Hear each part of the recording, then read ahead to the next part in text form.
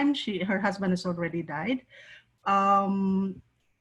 And who cannot get to a doctor, families are not around and don't know how to take care of them. And the pain of poor health is much worse when you're old and frail. So this is the foundation, and our work and our commitment to gender mainstreaming and working with older women has been one of the core values that our founder has instilled in the foundation. The second lady I'd like you to meet is the next slide, please.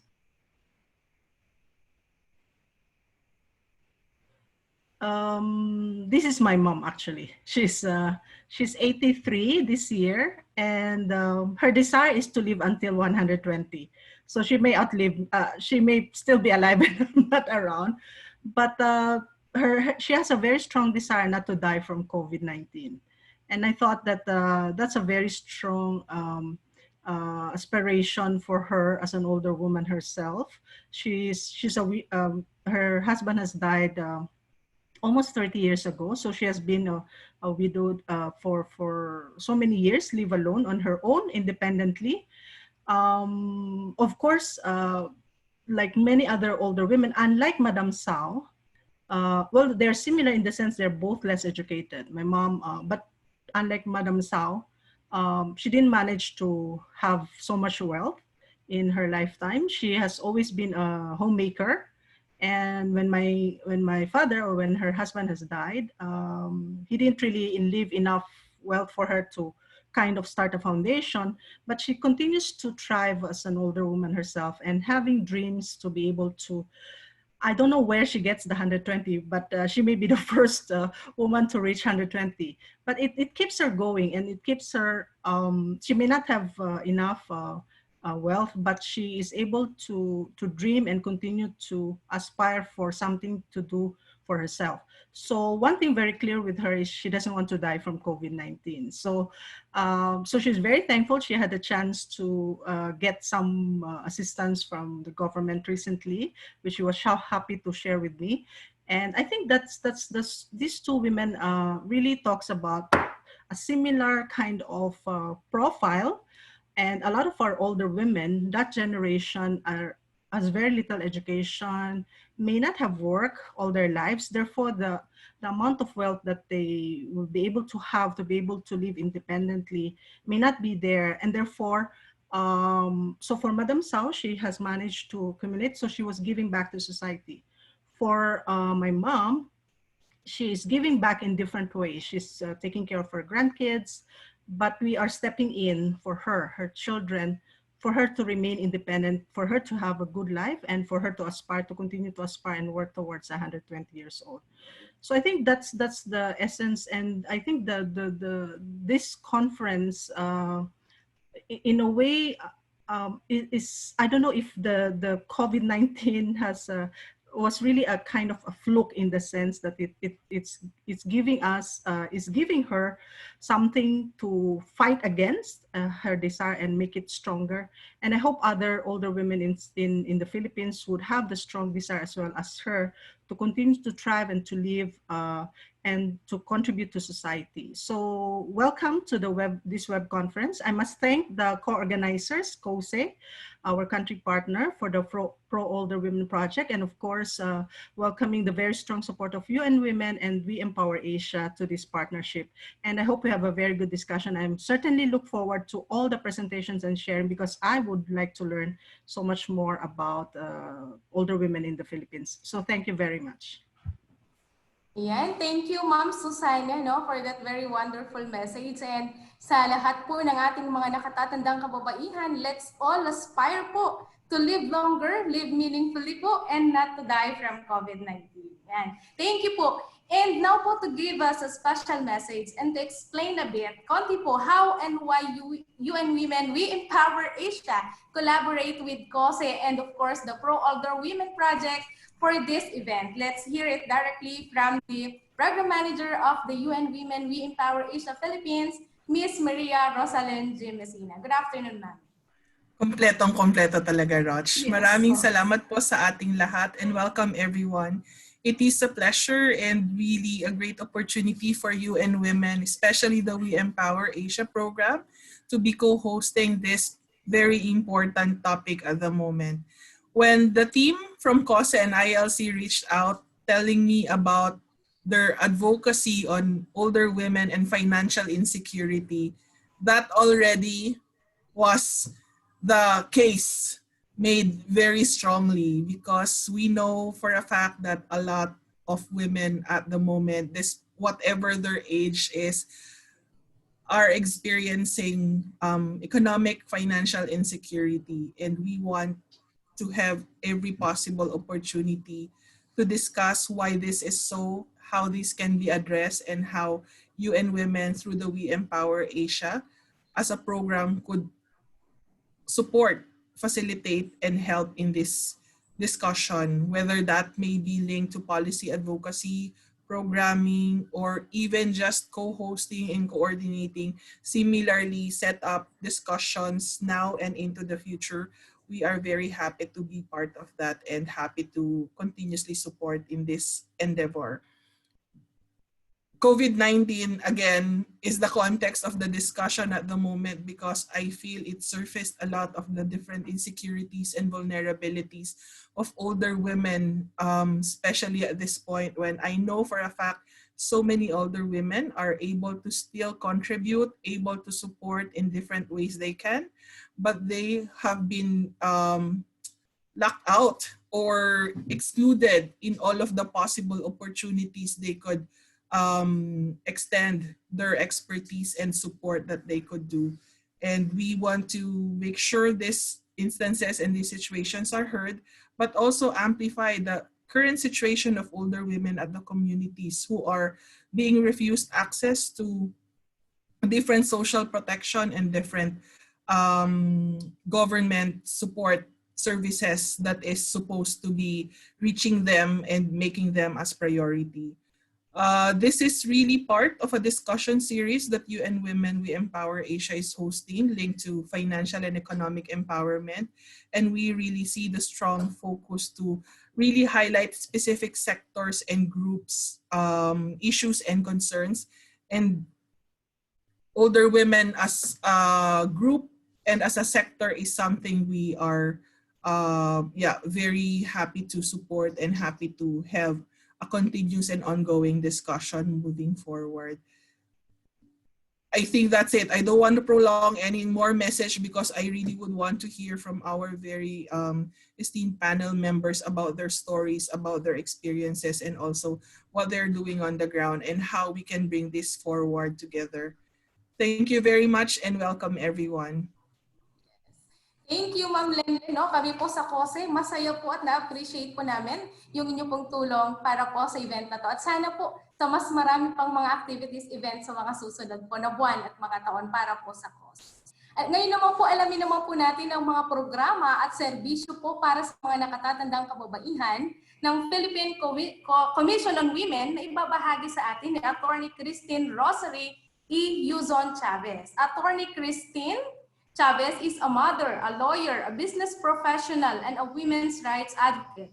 Edie Cray, as she is called by many, hails from Cagayan de Oro City, where she finished her law studies and started her path in the legal profession. Her passion to advance women's rights is intertwined with her work as a lawyer, from her time as an associate attorney and a partner at the Torre Franca Yuzon Law. She handled pro bono cases on violence against women and children. She has also advocated for the gender-sensitive policies, entrepreneurship, and protection of women against sexual harassment in the workplace, and many others.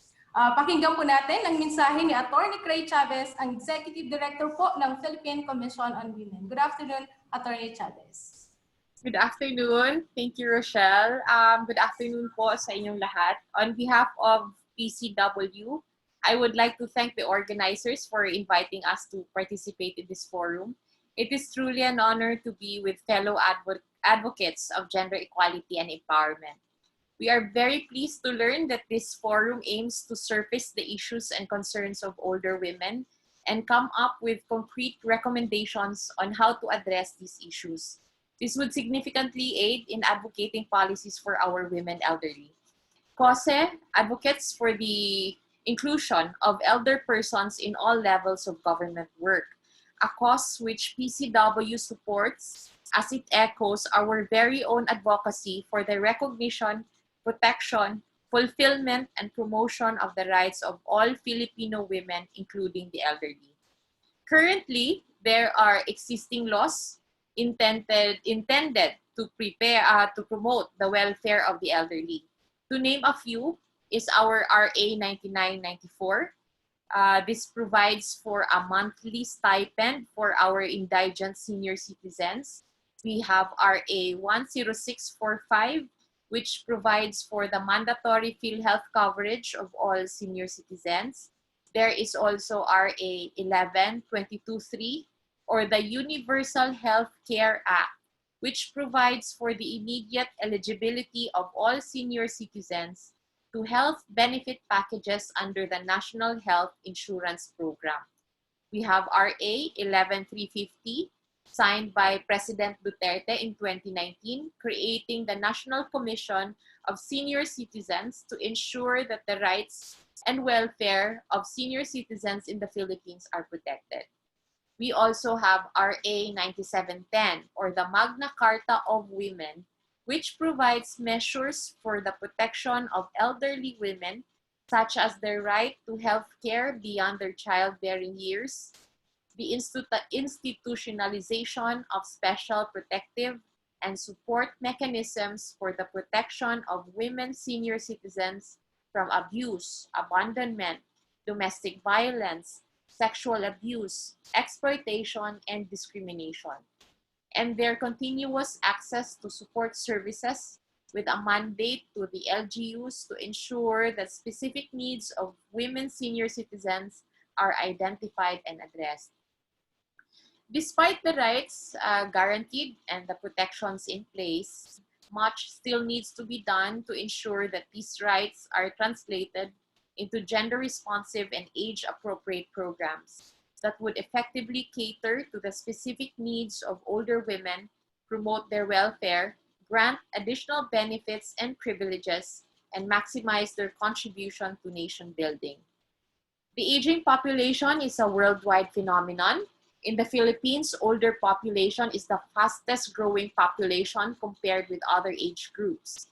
Females outnumber the males by a ratio of 68 males per 100 females in the 60-year-old and above population. Given this demographic landscape, it is an undeniable fact that increasing our attention in exploring other means to improve and promote the welfare of our elderly is paramount, especially during challenging times like the COVID pandemic, which is causing untold fear and suffering for elder people across the world.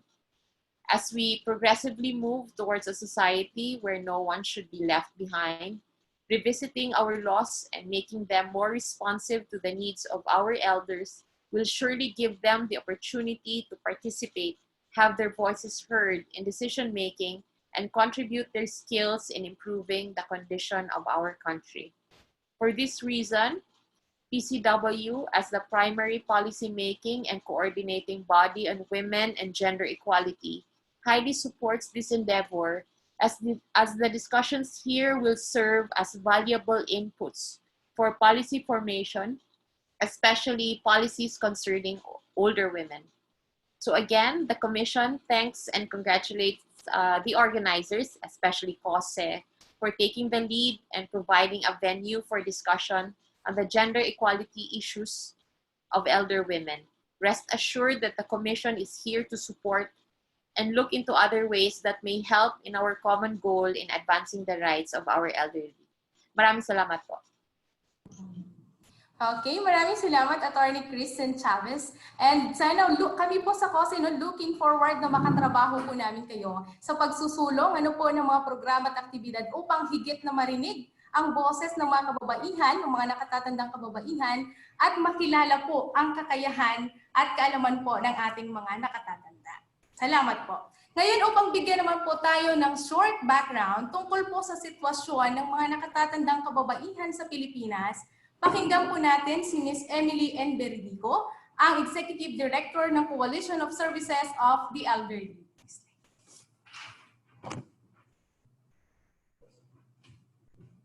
Yes, good afternoon everyone. Gandang hapon po. Can you please show my slide?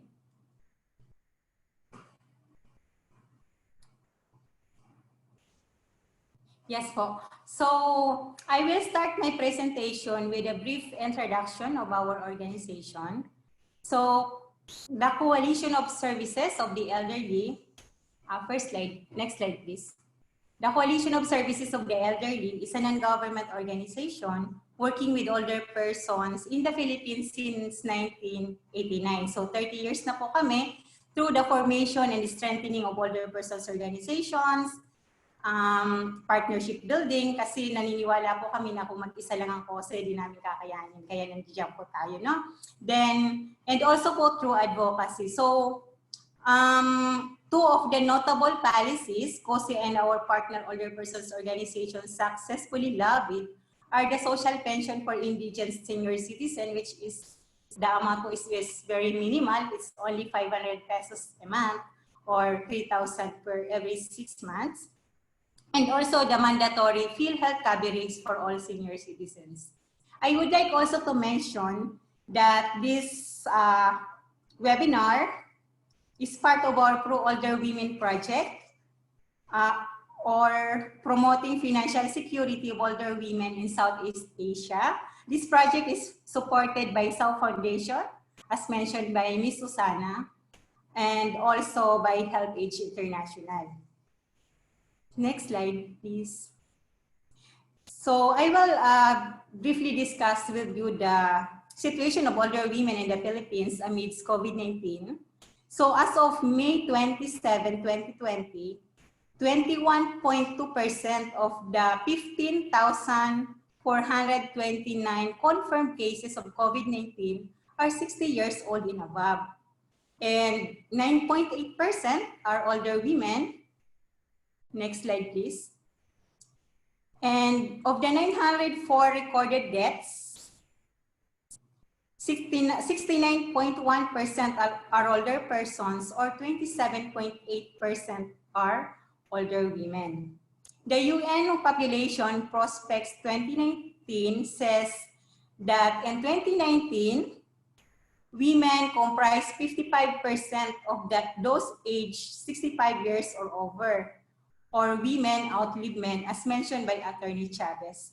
Although the data shows that older men are more affected by the COVID-19 in terms of the number of positive cases and reported deaths compared to older women, the latter will likely to live in poverty in older life and or suffer more and endure the impact of the economic and social disruption. So next slide. So the older women's vulnerabilities stem not only from their weakened immune system and underlying medical conditions, but also from their poor economic well-being and low access to health programs and services, even before the COVID-19 pandemic strikes. Also, older women's vulnerability, economically or financially, are the result of their younger years of working age situations.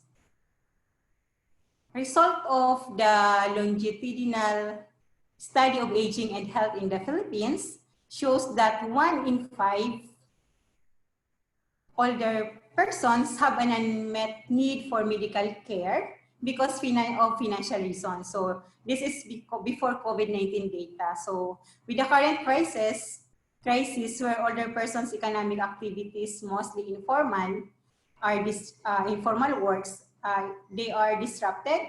The 3.8 million indigent senior citizens, older women are probably suffering more exclusion to government programs and services, for health condition and or limited access to medical and health services. Next slide, please. From the same study, more mothers or older women, 70%, receive monetary support from their co-resident children, and for older persons, particularly the youngest amongst women, and those in the older age group of 80 and above. So, and for older persons, particularly, and in the second most common sources, for income is money from children in the country, 22%. Meaning, most older women are depending on their children for financial support. So meanwhile, traditionally in the Filipino family setup, household activities rely heavily on women. No? Then caring for family members are primarily women's responsibility, and grandparenting is very common. So especially now that there's no school, so the kids are in the house, so the grandparenting responsibility of the older women increase. Older persons, especially older women, are the surrogate parent mostly of children of overseas Filipino workers. So again, the same study for older person who reported taking care of their grandchildren either fully or partially, 82% are co-residing with their grandchildren with no significant differences across sex and age. So at least 29% are solely responsible for the care of a child. This is more common among females than males. So 34% versus 17%. During the pandemic, this pandemic where outside activities are limited, from the regular household, aside from the regular household chores of cooking, cleaning, washing, grandparenting and parenting responsibilities have increased. So those are just some of the older women's situation, which today's web conference, we will definitely be learning more, and will become more aware of the real situation and stories of older women direct from the sharing of our speakers. So looking forward for the sharing of our speakers. Thank you so much. Okay, maraming salamat po, Miss Emily, doon po sa iyong pinakita po na ilan po sa mga kalagayan ng ating pong mga nakatatandang kababaihan dito sa Pilipinas. Pero malalaman po natin, magkakaroon po tayo ng mas malawak po na kaalaman at pangunawa sa totoong kalagayan, sitwasyon at karanasan po ng mga nakatatandang kababaihan mula po sa iba't ibang sektor at grupo. Kaya kilalanin po natin ang ating first set of panel speakers. Ang una po natin ay si Ma'am Aida Santos Maranan mula po sa WEDPRO and Baigani Women Collective. Nagturo po siya at naging lecturer ng Women's Studies sa Institute of Women's Studies ng St. Scholastica College. Siya din po ay isang researcher, gender or human rights activist and advocate, NGO manager, social development consultant, awarded published poet at ILC-S. Ngunit si Ma'am Aida ay isa po siyang frustrated interior designer at reluctant dogs and cats lover. Ang ating pong second po na speaker ay si Miss Amparo Mesiano. Siya po ang Secretary General ng National Rural Women Coalition o pambansang koalisyon ng kababaihan sa Kanayunan, with members of around 426 rural women organizations in 42 provinces who are committed in the elimination of discrimination, violence, and poverty, and in strengthening of the Philippine women's movement. And of course, ang ating third speaker ay si Ma'am Norma M. Bonos, a full-blooded Mandaya from Caraga, Davao Oriental. She co-founded the Tribal Professionals and Student Solidarity in 1986, and at the same time served as the founding executive director of the Tribal Education Ecological System. She was appointed the first Ancestral Domain Bureau Director of the National Commission on Indigenous Peoples, and later appointed as Commissioner by then President Arroyo until 2004. And as part of the group who helped conceptualize APO Governance Indigenous Leadership Academy or AGILA, she was asked to take the lead as its executive director in 2015 to present. So sila po ang bumubuo ng ating first set of panel speakers. Kayo po ba excited na marinig ang kwento ng ating mga speakers? Okay, pakinggan na po natin si Ma'am Aida Santos. Good afternoon, Ma'am Aida. Magandang hapon sa ating lahat. Sana narinig ako. Okay. Una, sayang dahil wala tayo masyadong preparasyon. sana meron tayong sign language para dun sa mga hearing impaired. Pangalawa, gusto kong sabihin na ako yata pinakamatanda rito.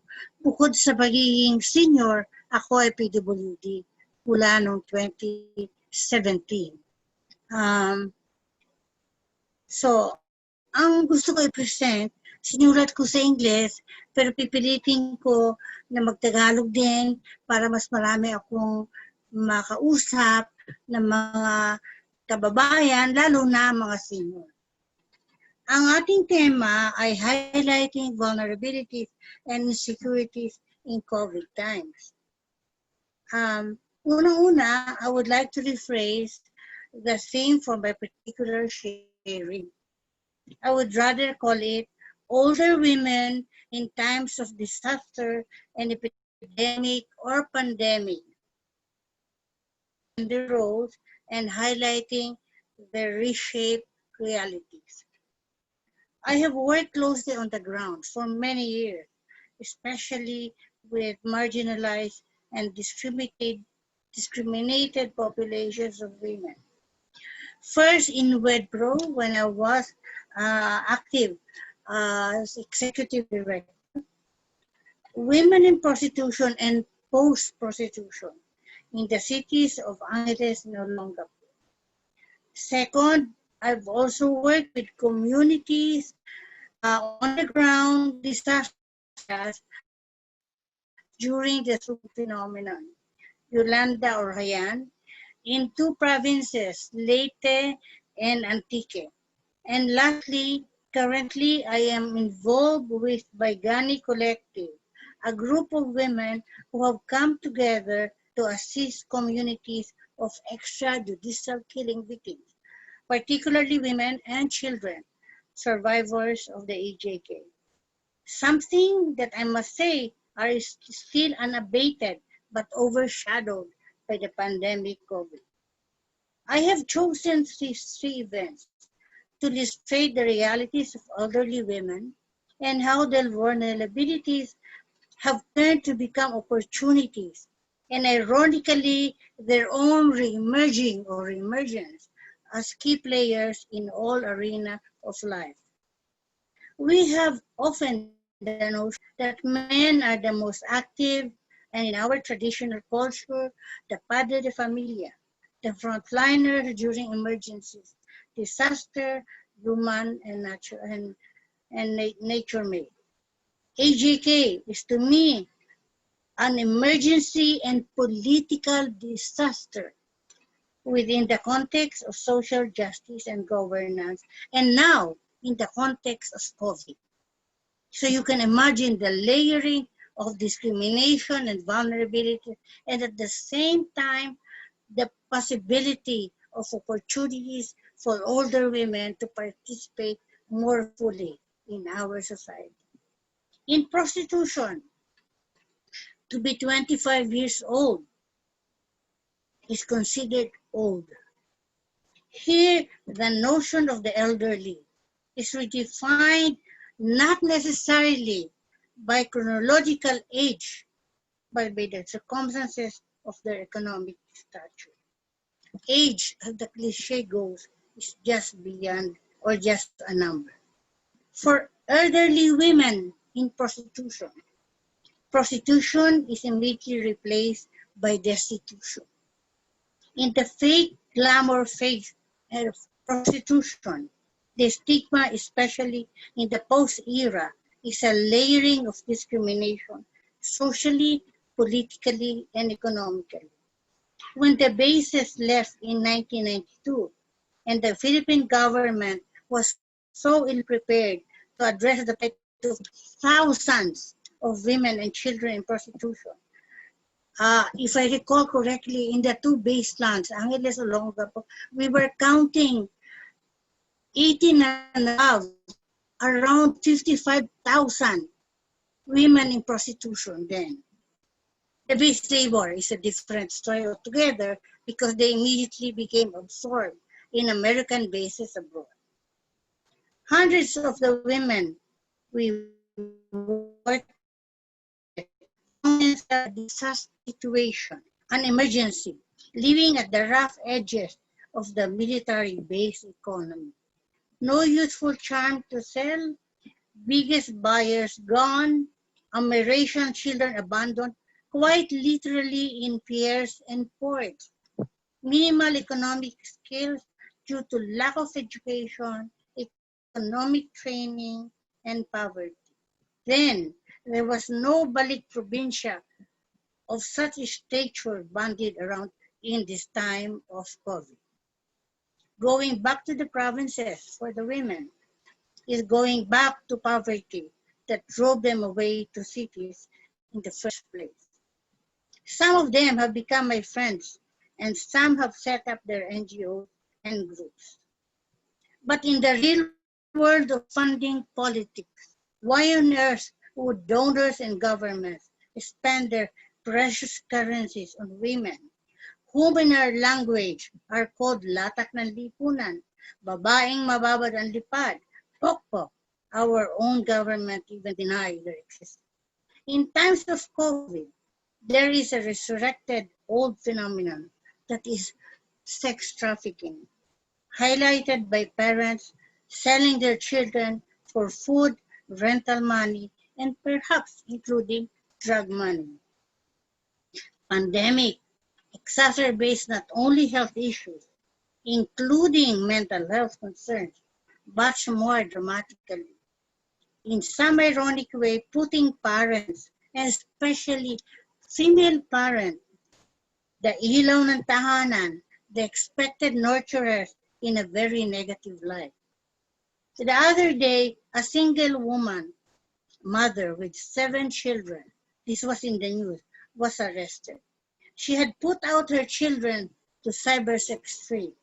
I felt disgusted, but I had to ask myself, with 7 mouths to feed, restrictions in economic activity imposed, mobility restrained, single motherhood and reproductive choices limited, can we fully put the blame on her? Pandemic, disaster, justice issues, human rights, COVID. I have also worked in Yolanda-stricken areas from 2013 to 2016, early 2016. And so for myself, how women, even with disability, tend to become livelihood earners apart from their usual gender roles in disaster milieu. When WETRO, my organization, launched our Yolanda Relief and Rehab Program, women and many in their late 40s to 50s registered for our socio-economic packages. Right after the typhoon surge, women found themselves searching for their loved ones, burying their dead, becoming instant widows and breadwinners.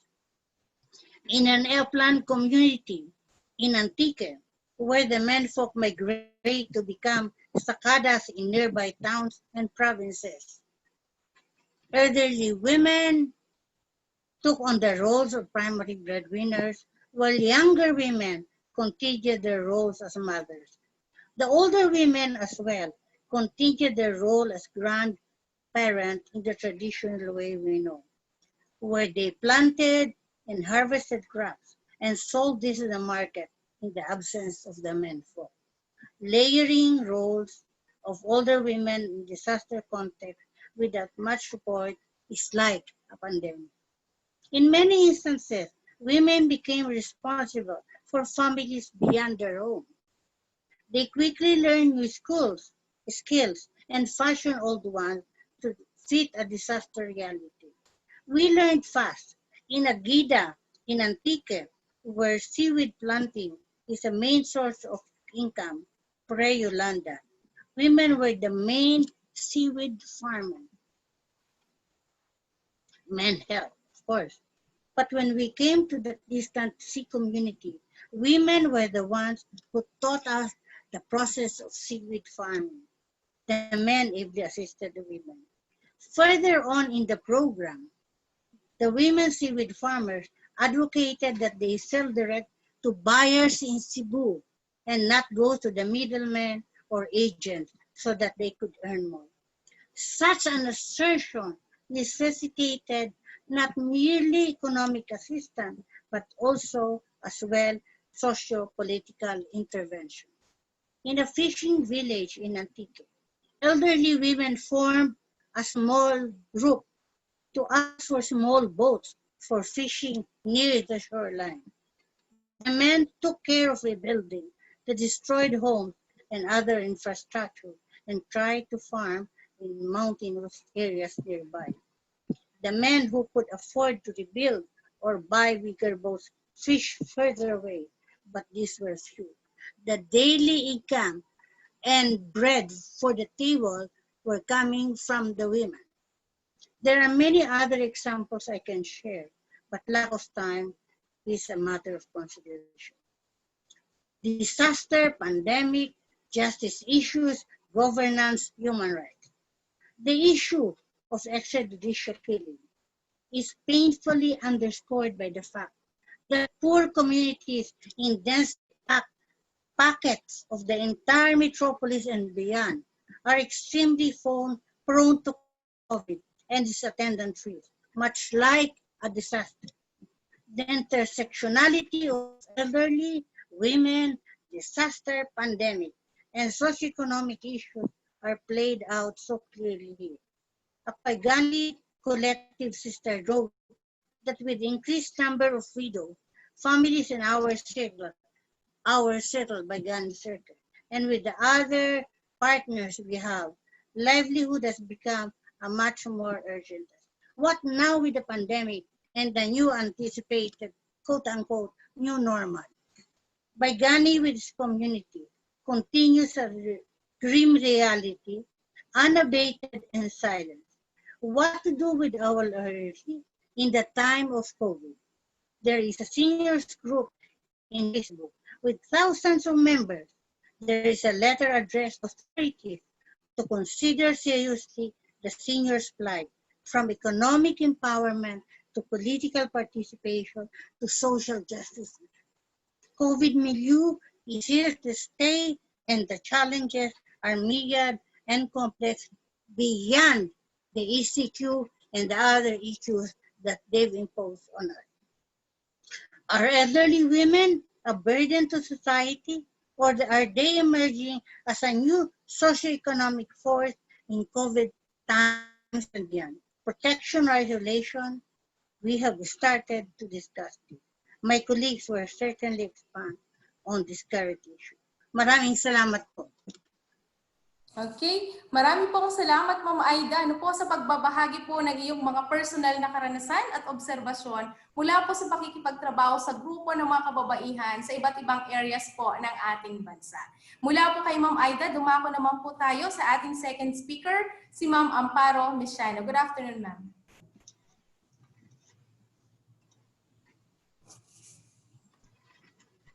Ma'am Ampi, good afternoon. Okay, naka-mute pala ako. Yan, sige ba? Take 2. Magandang hapon sa ating lahat at natutuwa po ang PKKK na kami ay naimbitahan sa pag-uusap na ito.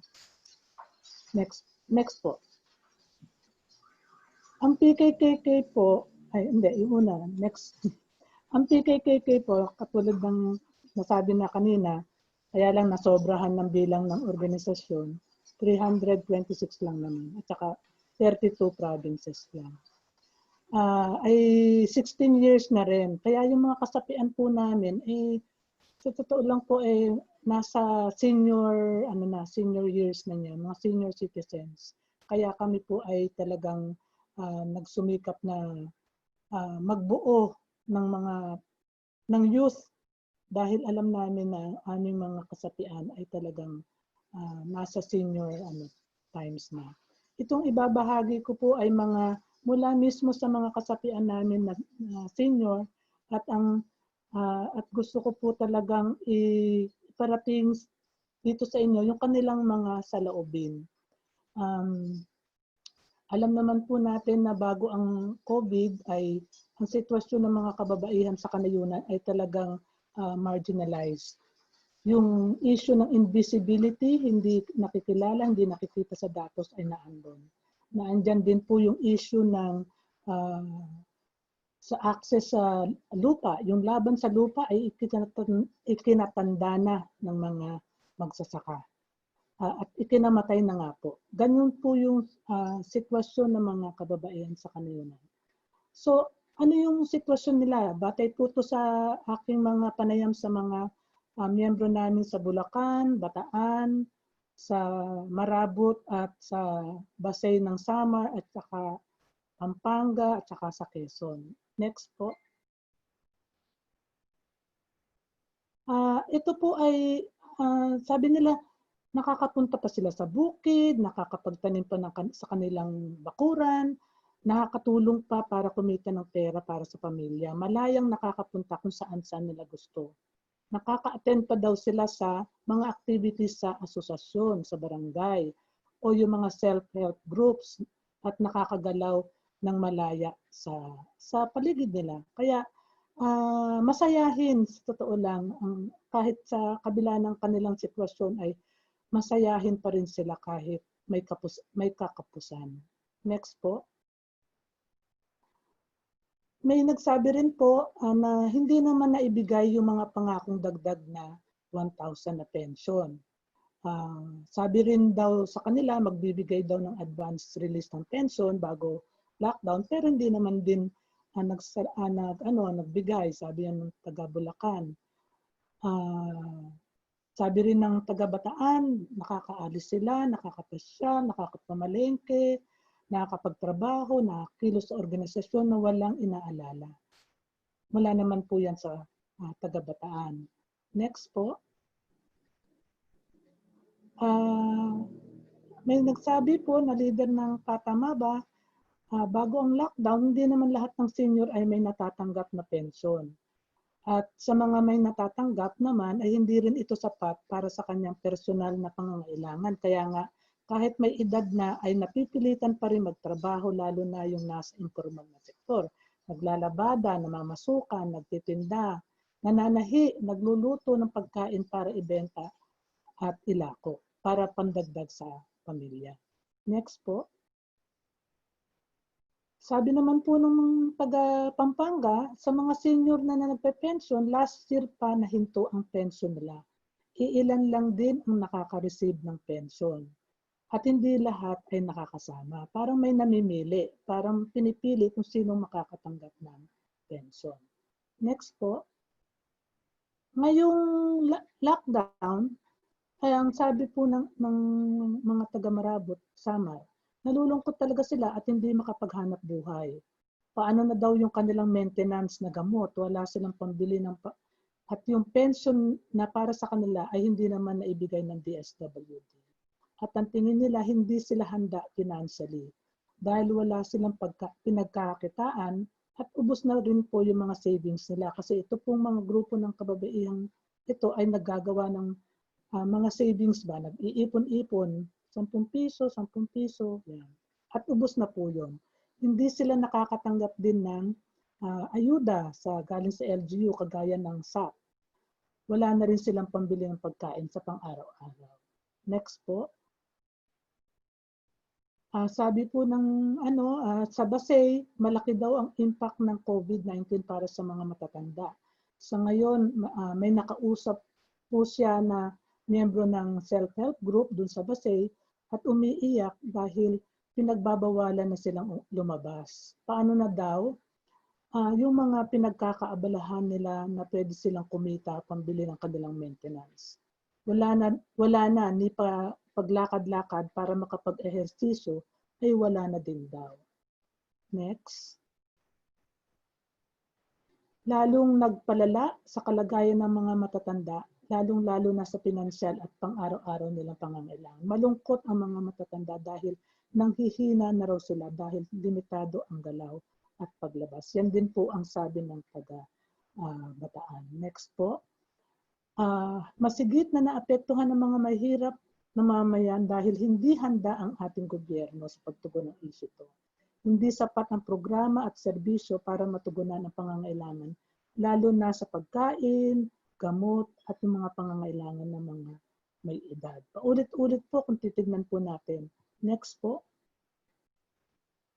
Yung isa namang mga magsasaka sa Pampanga, hindi daw sila nabigyan ng SAP, hindi sila naisama dahil nakatanggap na daw sila ng Farmers Aid. Eh kung tutuusin daw po, yung Farmers Aid ay napakaliit din naman para sa 2 buwan na naka-lockdown. Tapos sabi po ng iba, ng taga-Patamaba, leader Patamaba, yung iba daw ay inabutan ng lockdown at hanggang ngayon ay hindi pa nakakabalik sa kanilang pamilya. Next. Tapos isa pang burden ng mga may edad ay yung issue ng unpaid care work na nadagan sa kanilang balikat dahil sa lockdown. Next po. Ano naman ang ginagawa ng organisasyon o ng PKKK? May mga organisasyon, dahil coalition po kami, ang miyembro po namin ay mga organisasyon, may mga miyembro po kami na ang ginagawa nila ay minomonitor nila yung health situation ng kanilang mga kasapian. Meron ding mga leader na talagang, siguro hindi na ito yung mga senior, pero yung nagboluntaryo pong mamahagi ng mga relief goods at nag-participate sa mga checkpoint. Yung iba naman po ay nag-shift sa pananahi ng mga face mask para merong maibenta. Nagamit din yung social media para sa kanilang produkto. Next po. Sa PKKK po din ay naglabas kami ng mga leaflets. Yan po, yung Inday Chika para mabigyan ng impormasyon ang mga kasapi namin sa abot ng aming maabot. Kasi ang daming limitations. Konti lang naman ang may access sa internet, at saka sa webs, yung messenger. Maliban po dyan ay naging active po kami sa online. Meron po kaming mga talk online katulad ng Women in the Front Lines. Kasama namin ang World March of Women at CISO channel. Next po. Meron din po kaming online training series sa ngayon. Talagang naisubo rin po kami sa talagang online na way of pagpapaabot ng impormasyon. Susunod po. Next. Ito po yung mga larawan ng mga ilang kasapi namin na tumulong sa nung COVID sa kanilang mga barangay na namahagi ng mga hygiene kit. At yung iba nagpamigay ng mga face mask na kaya kahit lockdown ay meron din po silang ginagawa sa kanilang mga komunidad. Next po. Yan po. Yeah. Sample din po yan ng aming mga pinopost sa online. Next po. Tapos meron po nag-share sa amin na doon sa kanilang barangay ay may tulong naman daw ang LGU at nagbigay ng bakuna para sa mga matatanda. Next po. Kaya ano po yung mga gaps and recommendations? Tingin po ng mga nakausap namin ay hindi na konsidera ang mga pangangailangan ng mga matatanda sa mga relief goods, serbisyo na ibinabahagi ng gobyerno. Kaya nga, kulang sa pagkain, medisina at mga vitamins. Meron nga pong nagbigay ng antacid, siguro ay para nakikita nila na sasakit ang tiyan dahil sa walang makain. Kulang din po ang partisipasyon at boses ng mga matatanda dun sa pagresponde dito sa COVID. At bago nga sa lockdown ay hindi talaga consistent ang ayuda sa mga matatanda. Next po. Ito po ay yung mga ilang recommendations nila. Sinasama ko nila isa-isa, iba-ibang klase. Ang isang suggestion ay kung mapapahaba pa yung lockdown, dapat daw merong isang araw sa isang linggo pwede lumabas ang mga senior citizen para maarawan at makapaglakad-lakad. Tapos may nagsabi din po na dapat yung senior citizen ID, yun na rin ang quarantine pass ng mga senior citizen. Tapos Isang recommendation din po ay ito po yung panahon na talagang maipasa na ang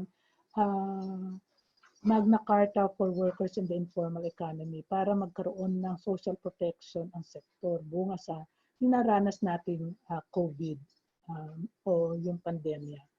At isa pang rekomendasyon, kilalanin ang kakayanan, pangangailangan ng mga matatanda at magkaroon ng espasyo para sa kanilang partisipasyon.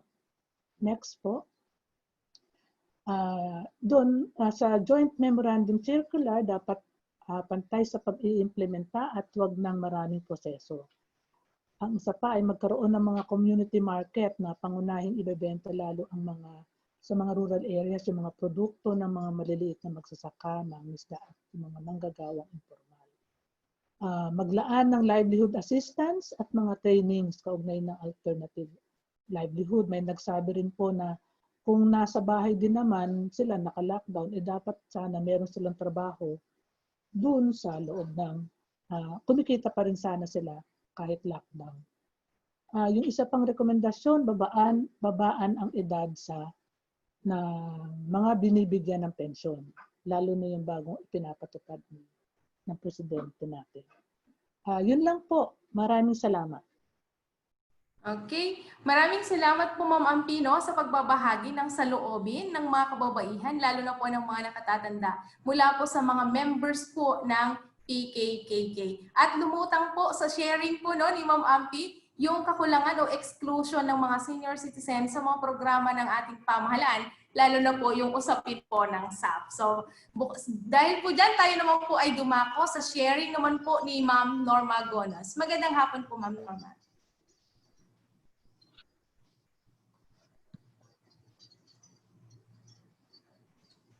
Habang hinihintay po natin si Ma'am Norma sa ating pong mga participants, kung mayroon pa kayong mga questions, maaari niyo po yan i-chat po sa ating pong chat box para po mabasa po natin pagdating po ng ating open forum pagkatapos po ng sharing ni Ma'am Norma. Magandang hapon po, Ma'am Norma. Magandang hapon po sa lahat ng dumalo dito sa conference na to.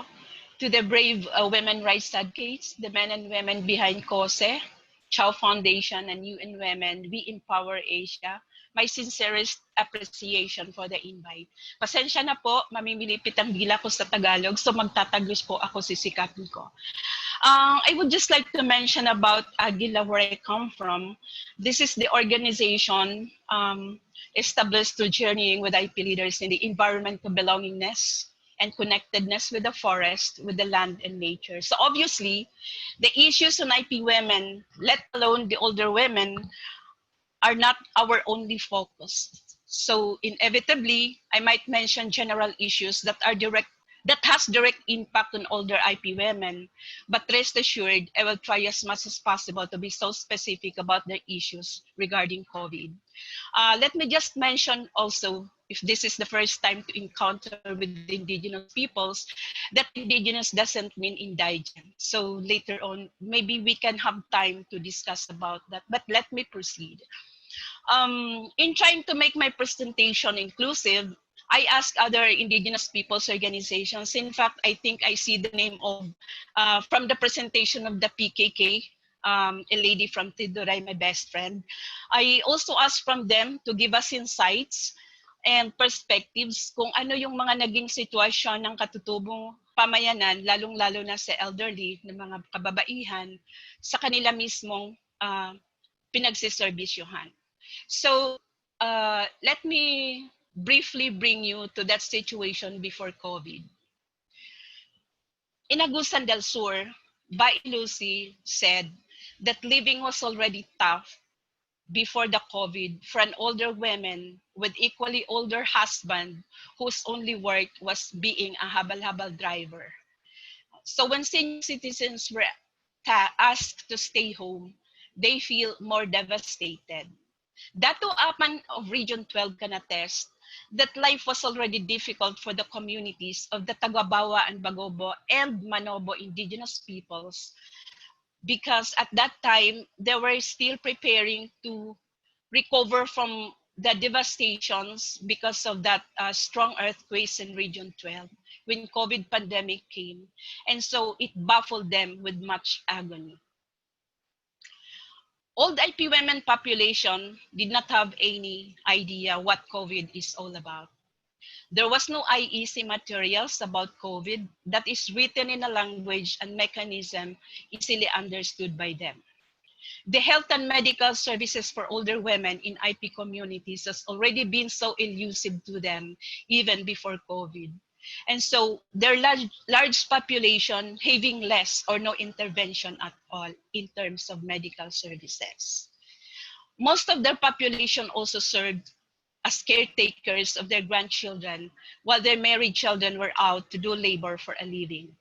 Notwithstanding their old age, taking care of their grandchildren is a joy for them, never mind if it is exhausting and wearing out the remaining strength.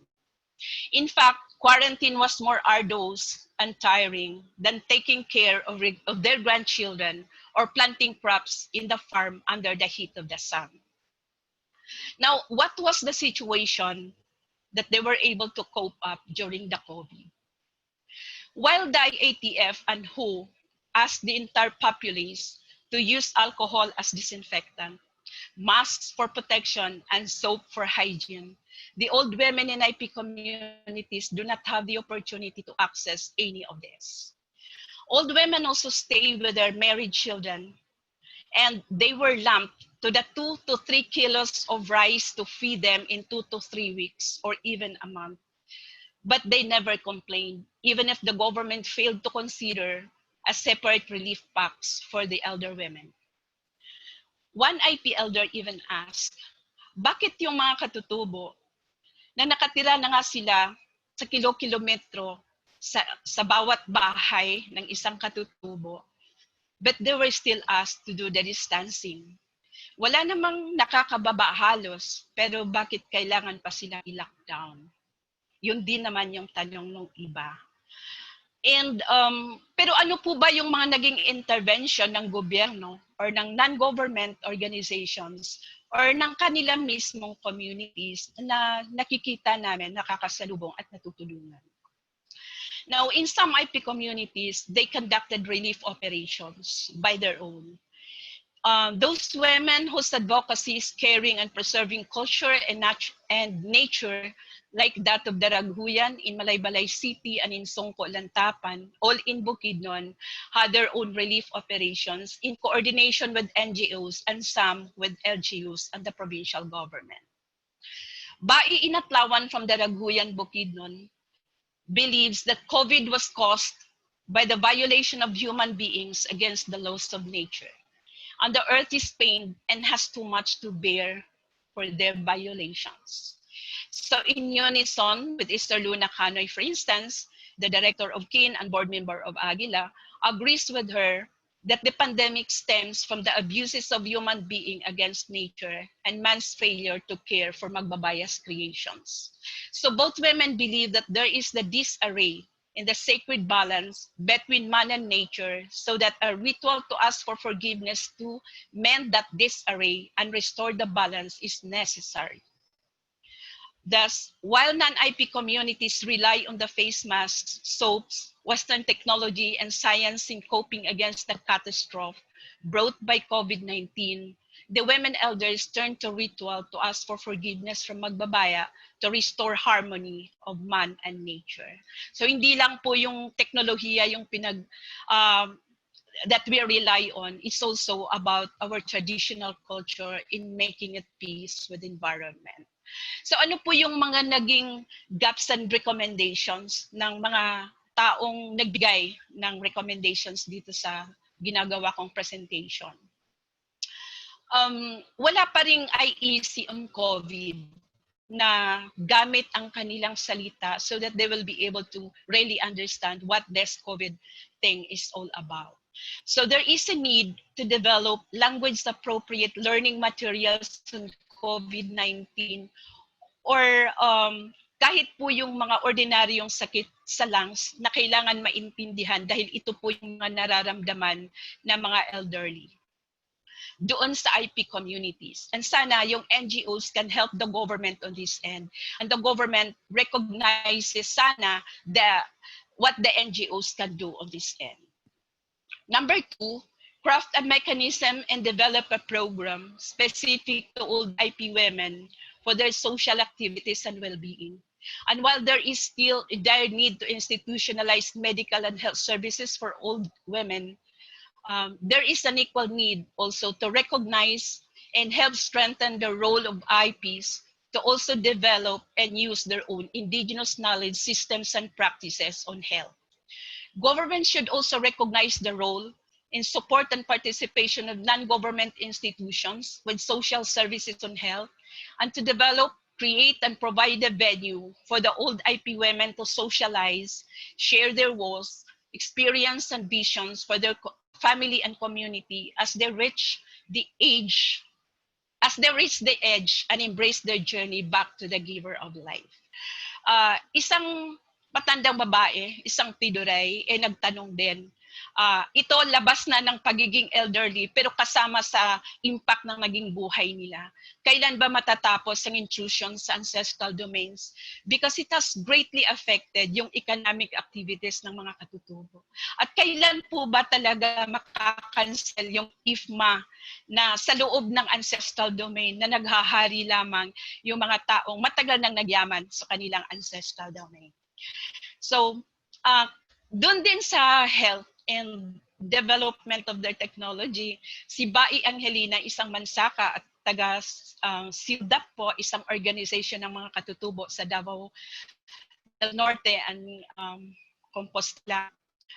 Sabi niya kung ang science is has considered and acknowledged that all medicines invented were conceptualized from the traditional knowledge, the old IP women who are keepers of this traditional knowledge would have been very helpful, and thus their indigenous systems should be recognized and help them develop those technologies. Now, yun lang po muna, but in parting, nais ko sanang sabihin ito.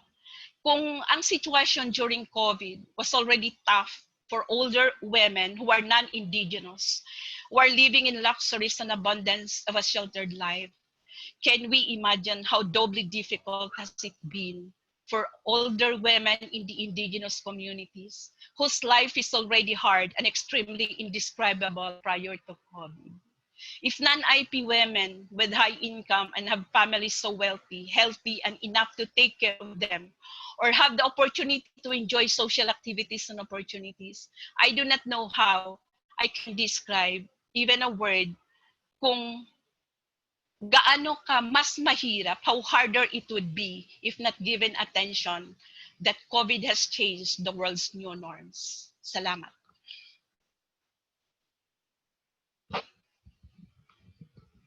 Ang karanasan at totoong kalagayan ng ating pong mga kapatid na katutubo. At nakakatuwa po na kami po mismo mas natututo, naging eye-opener po para sa ating lahat kung ano po talaga yung kalagayan ng ating pong mga kapatid na katutubo base po sa sharing ni Ma'am Norma Gones. Maraming salamat po. So tayo po ngayon ay nasa open forum. Maraming salamat po sa ating pong tatlo pong mga member ng ating first set of panel speakers. So okay po, mayroon po tayong mga tanong ano po na pumasok. Unahin po natin. Isa-isahin po natin yung ating pong mga panel members. Mayroon lamang po tayong 15 minutes para po sa ating open forum. Pero kung wala na pong papasok na mga questions, tayo po ay magpo-proceed sa ating second set of panel speakers dahil yung ating pong oras po ay medyo humaba. Okay, mayroon pong question galing po kay Miss Divina Sumera. Ano po? Sa pamamagitan ng UN Women WeEmpowerAsia na email. Ito po yung tanong, as a senior citizen, how can we cope with anxieties we already have from our previous normal life and now aggravated by the new normal due to COVID-19? So bilang nakatatanda, paano po natin kinakaya o nalalampasan ang mga pag-aalala o mga problema na dati nang mayroon tayo ngunit mas lumala o mas pinalala ng new normal o COVID-19? Sino po ang una pong sasagot?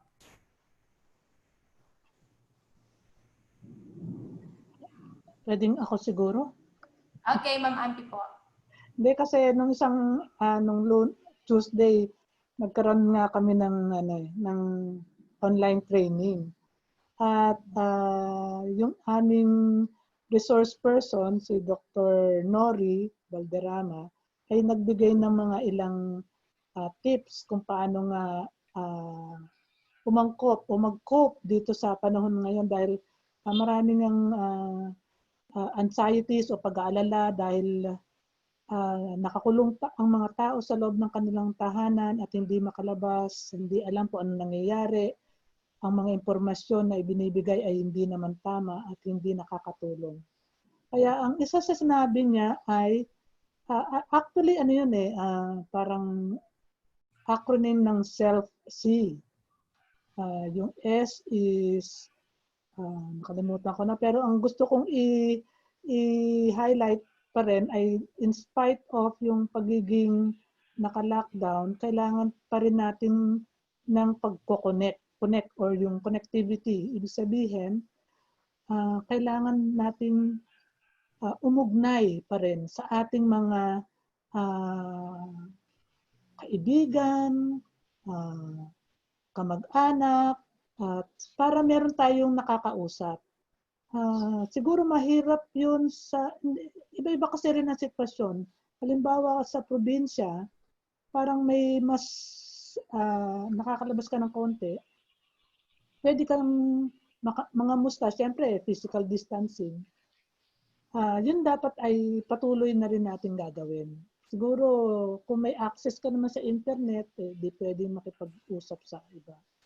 Yun yung nag-ano sa akin yun yung parang tumimo sa akin na kahit pala naka-lockdown, pwede tayong, hindi dapat natin hinihinto ang pagko-connect sa mga tao. Kaya itong mga online forum ay isang maganda to. Although marami pa rin ang hindi nakakasama dahil yung access sa teknolohiya ay talagang malaki ang gap, lalong-lalo na dun sa mga nasa liblib na lugar. Kung conflict area ka pa, mahirap din. Yun muna. So, Okay.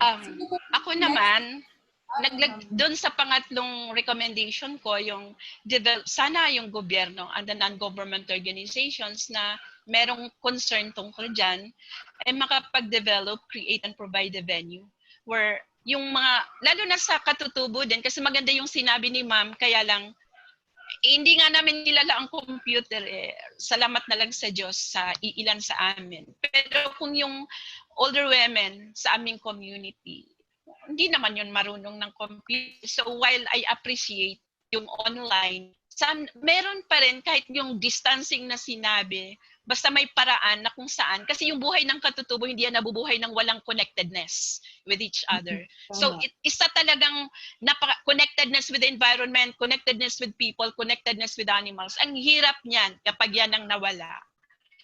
And so siguro kung meron lang yung venue na nakakapag-sharing sila ng kanilang experiences or kahit yung community aspirations. Kasi sa katutubo, kahit sabihin mo, ay hindi ilimit natin sa usapin ng older women or elderly women.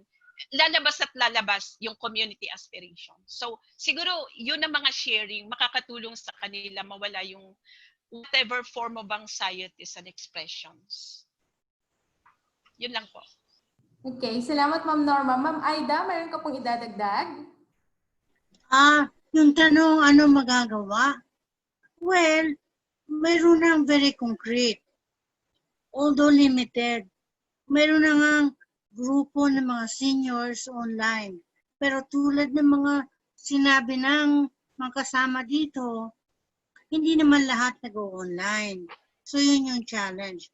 Mayroon ding papel, policy paper o recommendation na forward na sa mga otoridad. Paano ito susuportahan ng mga komunidad ng kababaihan tulad ng sa PKKK at ng mga katutubong kababaihan? I think ang challenge talaga is how to balance protection versus isolation. Kasi tingin ko mayroong general recommendations for all women, elderly women, pero mayroong specific para sa mga sektor o populasyon. So yun yung challenge. Mahirap magsalita ng patapos o barang pinal kasi COVID is just here in the last 3 months. No? Marami pang mangyayari. Hindi nga natin alam kung kailan ito matatapos. So, tingin ko, tuloy-tuloy lang ang ating advokasya at saka yung mga konkretong gawain. Salamat po. Salamat po, Ma'am Aida, no? So lumalabas po doon po sa ating first question, no? Yung issue po ng isolation na binabanggit po ng PKK kay ni Ma'am Abby po ay hindi po issue doon sa ating pong mga kababaihan. Pero mayroon pong pumasok po na text message po, no, na question. Ito po ay general po para po sa inyo pong tatlo po siguro, no? Ang kanya pong tanong is, paano po ninyo pinaghahandaan sa inyo pong sariling organisasyon o sa inyo pong sariling pamilya if in case po ang issue po o ang problema sa COVID-19 ay mag-extend? So nakahirit po, lalo na po pagdating po sa atin pong mga kapatid na katutubo. Sino po ulit? Sige ako. Okay. Paano pinaghahandaan? Dalawa, halimbawa sa sarili, syempre, nandoon ako sa aming lupaing ninuno. No? Pumunta lang ako dito for this kasi mahina ang ano doon. Pero hindi ako malayang nakakapag-travel because I just turned 6 last March 29 at the time of ECQ. At wala pa po akong katibayan ng dual citizenship. So I feel safe within the ancestral domain kasi kahit walang distance, hindi kami issue ng distancing, distance na kami kung pag-uusapan ng bahay. At pero kung pag-uusapan yung pagtutulungan, ang lapit-lapit namin sa isa't isa. At sa tingin ko safe kami pag hindi kami bumaba. Pero doon naman as an organization, kailangan pa rin yung parang kung saan naniniwala yung katutubo, halimbawa, na malalayo, magiging protected sila from COVID, sinusuportahan namin yun. Like in the case of Bukidnon indigenous communities, where they really identified COVID as part ng disarray, ng imbalance between man and environment. Susuportahan namin po yun. So, siguro yun lang po muna. Gusto pong sumagot? Ma'am Ampi? Yung paghahanda sa sakuna o mga disaster, actually yung PKKK, nung nangyari yung Hayan, talagang nakita namin yung pangangailangan na maging handa talaga sa anumang sakuna. At ang Pilipinas kasi very disaster prone, no? Kaya kasama nga namin si Aida nung panahon ng Hayan o Yolanda. Pero itong COVID kasi ay kakaiba. Pandemya, talagang hindi rin namin yan na paghandaan. Pero yung nakita naming lesson dun sa paghahanda, halimbawa sa mga sakuna, yung natural disasters, bagyo, ganyan, nakikita namin yung tuloy-tuloy na pag-organisa, tuloy-tuloy na pagtataas ng kamulatan, tuloy-tuloy na pagbibigay ng impormasyon. Kasi kapag hindi talaga alam ng mga tao o ng mga kababaihan sa kanayunan ang sitwasyon o yung issue, talagang laging hindi handa. Mananatiling laging hindi handa ang mga tao. Kaya disaster yan o hindi. At bilang bahagi rin ng paghahanda ay yung talagang tuloy-tuloy na pag-aaral.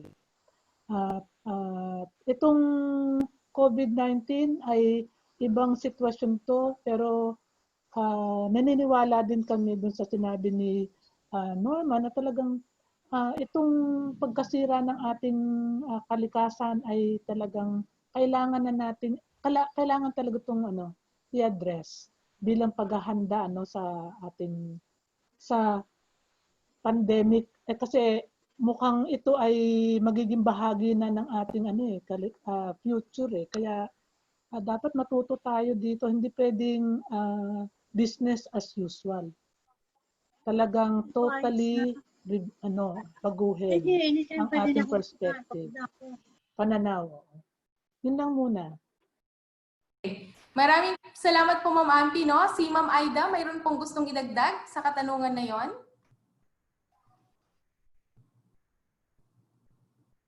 Nakamute po si Ma'am Aida. Okay na ako? Yes, po, Yung ma'am. gusto ko lang idagdag, yung laman, esensya ng aking sharing. Kailangan muna magbuo tayo ng isang makabuluhan na perspektiba mula sa iba-ibang populasyon ng kababaihang matatanda o elderly. Kapag meron na tayong framework of analysis, saka natin mahihimay ito para sa ating mga sektor na pinagtatrabahuan. So yung presentation ko, while walang recommendation, is stating the obvious. Kailangan framework of analysis tayo. Yun lang po. Okay. Maraming salamat po, no? Napakaganda ng ating pong bahaginan. Ano? Nakakatuwa dahil ito pong ating first set of panel speakers ay base po sa mga personal na karanasan, obserbasyon po at totoong kalagayan po ng mga kababaihan doon po sa kanilang komunidad na nakakasama po at pinaglilingkuran. Any final message po for this event? Short message po? Norma. Maraming salamat sa pag-imbita sa APO Governance and Indigenous Leadership Academy. Bagong-bago po ito, pero yung mga tao na nandyan ay galing po sa napakahabang panahon ng serbisyo sa katutubong pamayanan. Nais po naming magbahagi sa inyo sandali na yung kailangan ng katutubong pamayanan ngayon, especially na parang yung armed groups within our ancestral domain ang nagiging problema namin minsan. Sana po naiintindihan ng lahat ng karamihan ang naging sitwasyon ng katutubong pamayanan sa ngayon. Kung minsan tinatawag na red, yung sa red tagging, dahil akala nila yung mga taong nandoon ay nakikibahagi sa kaliwa, o yung kaliwa naman akala nila nakikibahagi sa kanan. Ang hirap-hirap.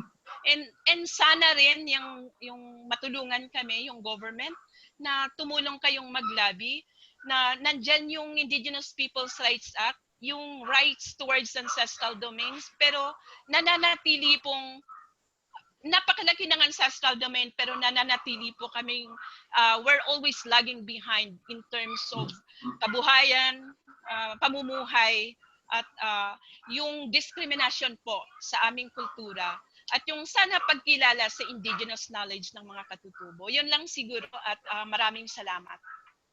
Okay, Ma'am Ampi. Maraming salamat din at na-imbitahan nyo ang PKKK.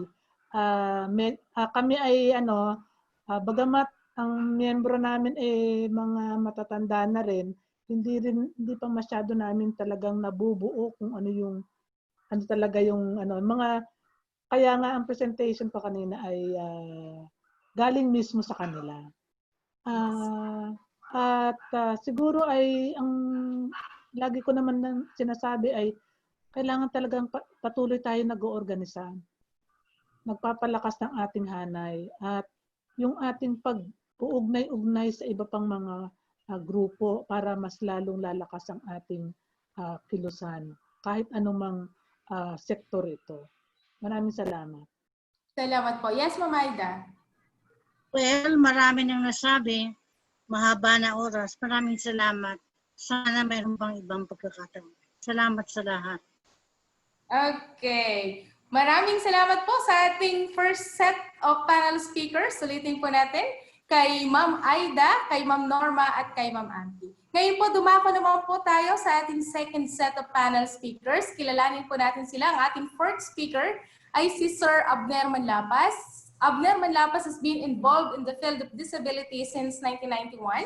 He is currently the president of the Life Haven Center for Independent Living, a disabled persons organizations based in Manila. He is also a member of various federations and networks that advocate for the rights of persons with disabilities, and a member of committees working on poverty reduction, accessibility, and social protection. He has been involved in numerous projects working with JICA, Australian Aid, the World Bank, NGOs, and the Philippines Institute for Development Studies.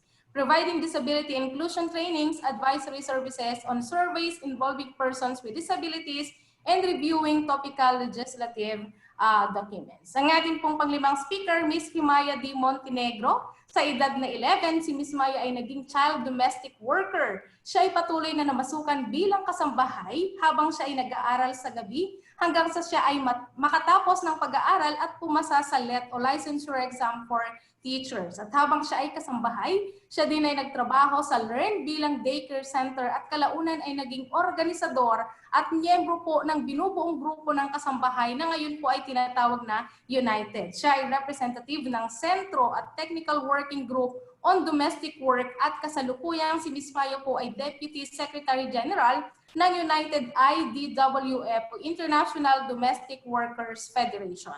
At ang ating pong sixth speaker, si Dr. Conchita L. Manabat, a founding trustee and now president of the Development Center for Finance, a non-profit, non-stock entity based at the UP Virginia School of Business. He is also a trustee of the Institute for Women's Studies of St. Scholastica's College. Pakinggan po natin ang ating fifth speaker, Sir Abner Manlapas. Good afternoon po, sir. Magandang hapon po. Marami pong salamat sa organizer sa COSE sa pag-iimbita sa akin para magbahagi ng mga impormasyon tungkol sa mga older women with disabilities. So bago siguro yon, next slide po. Magbabahagi muna ako ng mga ilang importanteng impormasyon tungkol sa sitwasyon ng mga kapansanan sa Pilipinas. So yung PSA, Philippine Statistics Authority, nagkaroon sila ng National Disability Prevalence Survey noong 2016 at napag-alaman natin doon kung gaano karami ang mga may kapansanan, which is 12% disability prevalence rate kumpara doon sa 2010 census report na only 1.57% na disability prevalence rate. So, ang pagkakaiba noon ay dahil iba yung methodology na ginamit para i-identify kung sino ang mga may kapansanan. So, alam din natin na sa yung paghabang tayo ay nagkakaedad, ay tumataas ang tsansa na tayo ay nagkakaroon ng kapansanan o nagkakaroon ng iba't ibang mga health conditions, diba? Tulad ng diabetes, iba. So dahil doon, sa report makikita natin na yung mga age group na 60 years old and over, 32% ang may kapansanan among dun sa 12% na identified persons with disability. So malaking bahagi, no, halos 1/3 ng population na may kapansanan ay actually older persons. So napaka-importante na maintindihan natin yung dynamics na yon. Tapos alam din natin na maraming mga kababaihan dito sa napag-alaman sa pag-aaral na ito ay hindi nagtatrabaho, no? 60% sa kanila ay hindi nagtatrabaho kumpara doon sa 40% sa mga kalalakihan nating mga may kapansanan, no? Tapos malalaman din natin na karamihan sa kanila ay ang dahilan kung bakit hindi sila nagtatrabaho ay because of personal family responsibilities. Na shinare na rin kanina sa atin ng mga naunang speakers. So yan yung mga ilang sa characteristics ng ating mga older persons. Next slide po tayo. So ang mga kababaihan natin na may kapansanan ayon dun sa study na yan ay malamang na hindi nagtatrabaho, no? So meron silang income security. Next slide po tayo. And then in charge na sila sa mga family responsibilities nila. Tapos ito yung mga iba pang mga napag-alaman natin doon sa study na yon. Yung mga barriers na kanilang kinakaharap sa environment, no? Sa loob ng bahay at sa labas ng bahay, yung community hindi accessible. Mahirap para sa kanila ang mag-access ng mga services sa community. sa healthcare, sa transportation, maraming walang access sa mga assistive devices, walang mga support services na kinakailangan nila para masiguro na susuportahan nilang independent living. Ganun din, alam natin na being an older person, ikaw ay already vulnerable. And then pagka babae ka, then that you will again be vulnerable. So twice na yung vulnerability mo. Imagine kung mababa pa yung edukasyon mo, kung wala kang trabaho or underemployed ka, tapos may kapansanan ka pa, di ba? Tapos kabilang ka pa sa indigenous peoples group, di ba? At kung ano-ano pang mga iba't ibang vulnerabilities. So maraming napakadami ng kanyang vulnerability, no? Na importanteng ma-recognize at bigyan ng pansin para sa mga mas mahuhusay na programa. Next slide po tayo. So nakaka-apekto yung attitude ng mga tao, yung mga polisiya na ginagawa at ini-implement ng ating gobyerno, no? Napakalaki ng impact niyan sa mga tao, lalo na sa mga older persons, no? Halimbawa, yung kanyang autonomy at independence na dapat ay palaging nirerespeto, di ba?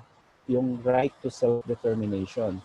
Pero kapag merong attitude na tayo na ang tingin natin sa mga older persons ay vulnerable, kaya hindi dapat natin sila pahintulutang lumabas, ikulong lang natin sila sa bahay, wag natin silang pakikilusin, ay isang violation ng kanyang right, di ba? Sa autonomy and independence. Alam natin na vulnerable ang mga older persons. Pero ang kailangan ng mga tao, lahat ng tao yan, tamang impormasyon kung paano sila makakaiwas dito sa coronavirus natin, dahilan kung bakit meron tayong crisis, paano nila poprotektahan ang sarili nila, at ano yung mga support na pwede nilang makuha para maprotektahan nila yung sarili nila. Yan yung mga impormasyon na kailangan ng mga tao para makapag-decide siya kung paano niya isasapamuhay yung buhay niya habang tayo ay nandito sa pandemic na ito. Importante yung access and participation, no? Na labis na naapektuhan. Halimbawa, yung access sa public transportation. Nakita natin sa mga news na dahil nga huminto ang serbisyo ng public transport natin, yung mga tao ay napipilitang maglakad. So imagine kung ikaw ay mayroong mobility impairment, napakahirap para sa iyo ang pumunta sa palengke, halimbawa, para bumili ng iyong mga pagkain. O pumunta sa mga healthcare services, katulad ng mga 6 na kilometro tayo na nilakad nila, no? Para lang makapag-dialysis. Yung pagkuha ng mga social assistance, katulad ng yung SASAP, no? Napakahirap ng mga pamamaraan. Samantala, may polisiya naman na sinasabi na pwede namang door-to-door ang delivery. Merong mekanismo dahil sa mga IDs na mayroon ang mga older persons natin, ma-identify kung sino ang mga older persons at direktang targetin, pero hindi yun ginamit yung mga mekanismo na mayroon na tayo. At ganoon din siyempre yung kanilang pagtatrabaho, no, ay napektuhan. Tapos nakita rin natin yung safety and security ng mga older persons. Nakita ko yung kung paano paggagal ng isang lolo natin na kumuha ng SAP niya ay na-hold up, di ba? Or pinagtabuyan sa bahay yung isang matandang lalaki, yung ganon, no? So, maraming vulnerability na hindi napapansin dahil nga doon sa mga iba't ibang polisiya mga kwento kung saan na-disqualified ang mga pamilya na makatanggap ng social assistance dahil yung isang senior citizen ay tumatanggap ng social pension na napakaliit naman, no? Or merong kamag-anak na nasa abroad o merong kamag-anak na nagtatrabaho at inaasa na yung family members na yon ang magsusupport sa buong pamilya. Alam natin na lahat ay naapektuhan at hindi naman lahat ay nakatanggap ng assistance sa kanilang mga kumpanya na pinagtatrabahuhan. Dahil hindi naman pare-pareho ang kakayahan ng bawat kumpanya na magbigay ng support sa kanilang mga empleyado.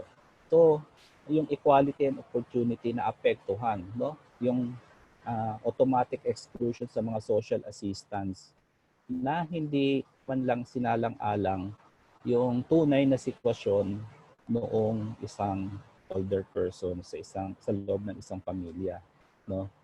And then kasama rin diyan yung di ba? Yung opportunity sana na meron para sa mga older persons natin. Next ito tayo. So alam natin pagdating sa usapin ng mga may kapansanan, yung DILG Memo Circular 2020-066, no, para minamanduhan niya lahat ng local government natin na ensure na ang lahat ng may kapansanan ay mayroong sapat na pagkain na ayon sa nutritional requirements nila. Meron din sila matatanggap na medisina at vitamins kapag kakailangan nila at access sa mga barangay vehicles kung kinakailangan nila. Kaya lang hindi alam ito ng mga karamihan na meron palang ganito. Hindi ito na ipakalat, no? Sayang nga hindi nila ginamit yung text blasting ng NDRRMC, di ba? Sana ginamit nila yun para i-spread yung information kung ano yung mga support, ano yung mga services na pwedeng ma-access ng mga tao. Para alam ng mga tao, hindi na sana nangyari yung mga naglalakad, ang mga may kapansanan, ang mga may sakit, ang mga older persons para lamang pumunta sa isang clinic o sa isang ospital, yung mga ganito. Alam din natin na may mga ilang local government na may mga specific measures na tinatarget ang mga may kapansanan. Halimbawa, sa Quezon City ay mayroong financial assistance ang lahat ng mga may kapansanan regardless kung ikaw ay SAP beneficiaries, yung ganun. Dito naman sa Valenzuela ay nagbibigay ng mga additional food packs and mga medical supplies and health maintenance para doon sa mga may kapansanan na nangangailangan ng mga iba pang mga basic necessities nila, no? At ang mga NGO rin, may mga NGO rin naman na nag-susupport, no, sa mga pangangailangan ng persons with disabilities, including yung mga organization of persons with disabilities. So nagta-target din sila. Pero hindi naman yun sapat dahil hindi man sila ganoong karami. Next slide. So siguro sa recommendations natin, noong after a month yata yun, ay nagbigay kami ng recommendations sa DSWD na sana gamitin nila yung IX fund nila, yung Assistance for Individuals in Crisis, para magbigay ng agarang disability support allowance, no? Para siguruhin na ang mga may kapansanan, kahit na hindi sila na-include doon sa SAP, ay mayroong ayuda na nakuha para suportahan nila yung kanilang pangangailangan, no? So pero ang layunin din natin dito ay maging batas ito kung saan ay ang mga may kapansanan ay tatanggap ng disability support allowance, at kung ikaw ay senior citizen na tumatanggap ng social pension, ikaw ay makakatanggap din itong disability support allowance kung ikaw ay may kapansanan. Or kung ikaw ay 4-piece beneficiaries, kung merong isa sa inyo ang may kapansanan, tatanggapin nito dahil ito ay support doon sa mga disability-related expenses mo. Katulad ng mga gamot mo na kinakailangan or health maintenance mo or tungkol sa assistive device mo o iba pa mga pangangailangan. And then, siguraduhin din natin na dapat magkaroon ng access to assistive products yung mga may kapansanan po. No? Kasi napaka-importante ang assistive products para ang may kapansanan ay makapag-participate. No? Magawa niya ma-access niya yung mga opportunities na available sa ibang tao. And then mag-establish support services katulad ng personal assistance o sign language interpreter service para doon sa mga nangangailangan itong ganitong serbisyo. And panghuli, yung comprehensive accessibility. No? Dapat mag-adapt ng polisiya na ensure yung accessibility ng mga may kapansanan. Pero actually, hindi lang ito tungkol sa mga may kapansanan katulad ng ibinahagi ng ating speaker kanina, yung making the information understandable doon sa mga local communities ay napaka-importante. So yung comprehensive accessibility is not only about persons with disability but about everything. It has to be accessible and understandable yung mga information, hindi lang yung physical environment. At yung clear strategy na implement yan kasi ang accessibility law 4 na dekada na nag-i-exist pero hindi pa rin ma-implement ng maayos. Yun po. Tapos next slide.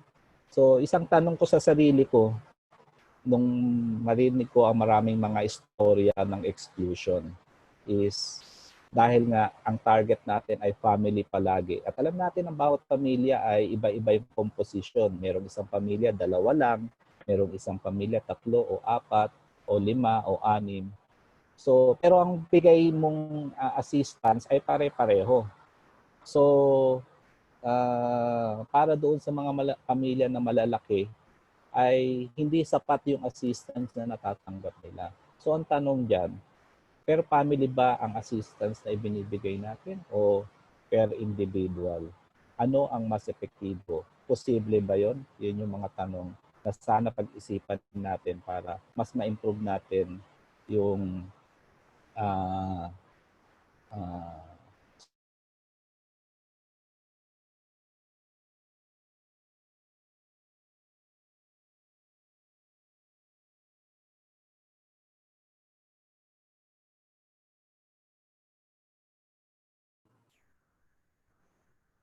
Hello? Maraming salamat po, Sir Abner, sa iyo pong sharing, no po.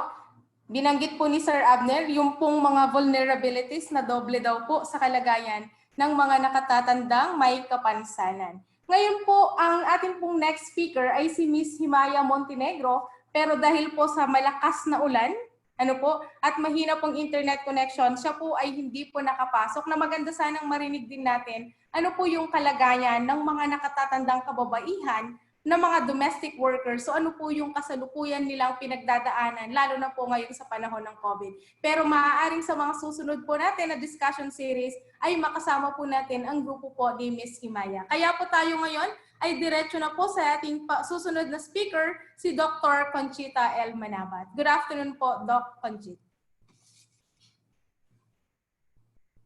Maraming salamat po sa pagsali sa akin sa web conference na ito.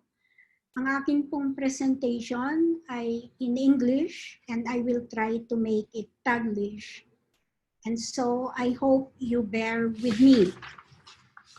I tried to make my slides colorful para naiiba naman po kasi kailangan ang mga may edad ay masaya rin.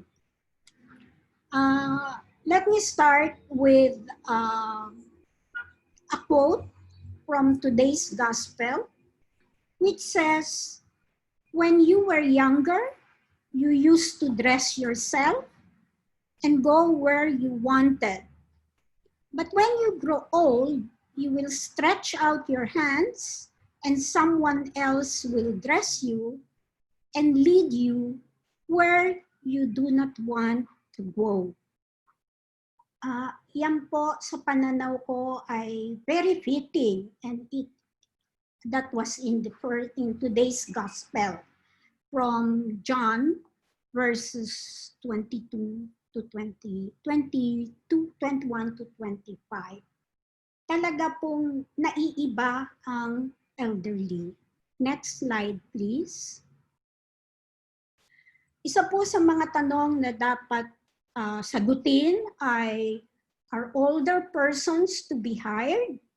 Ano po ang mga challenges?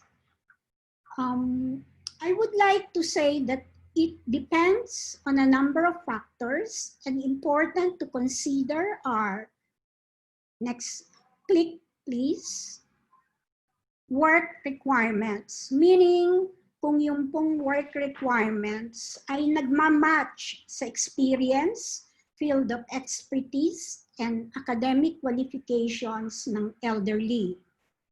Click. And sa panahon po ngayon, kailangan marunong ka ng computer. Click please.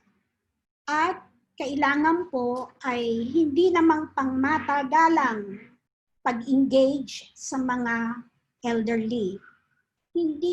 Sa akin pong pananaw, hindi dapat na recruitment, kung hindi engagement, and possibly on limited hours. That's why they are more probably better recruited or engaged for specific projects based on what the work requires. Kasi po, pagka extended hours, baka exploitation na po yun ng elderly. More importantly, the state of health and well-being of older persons have to be considered. Pero nararapat din po nating isa-isip ang attitude ng older persons. Some older persons have set ways and are inflexible, for they believe they know better, not mindful that the world has changed. The mindset attuned to present realities and the wisdom from past experience will definitely provide a good combination to address whatever work may be required.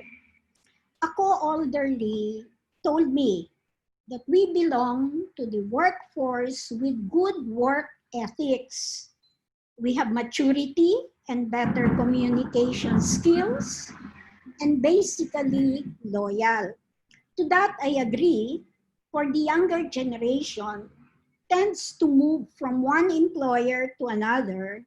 They have very limited focus, and to large extent they are daring. Due to the limitations brought about by age, benefits to the elderly who get engaged are no longer comparable to the younger counterparts' benefits. Insurance coverages are not feasible. Hanggang 65 lang daw po yata. Also, long hours of work may not be expected. So, marami rin pong limitasyon ang mag-recruit ng elderly, or I would like to qualify mag-engage ng elderly. Next slide, please.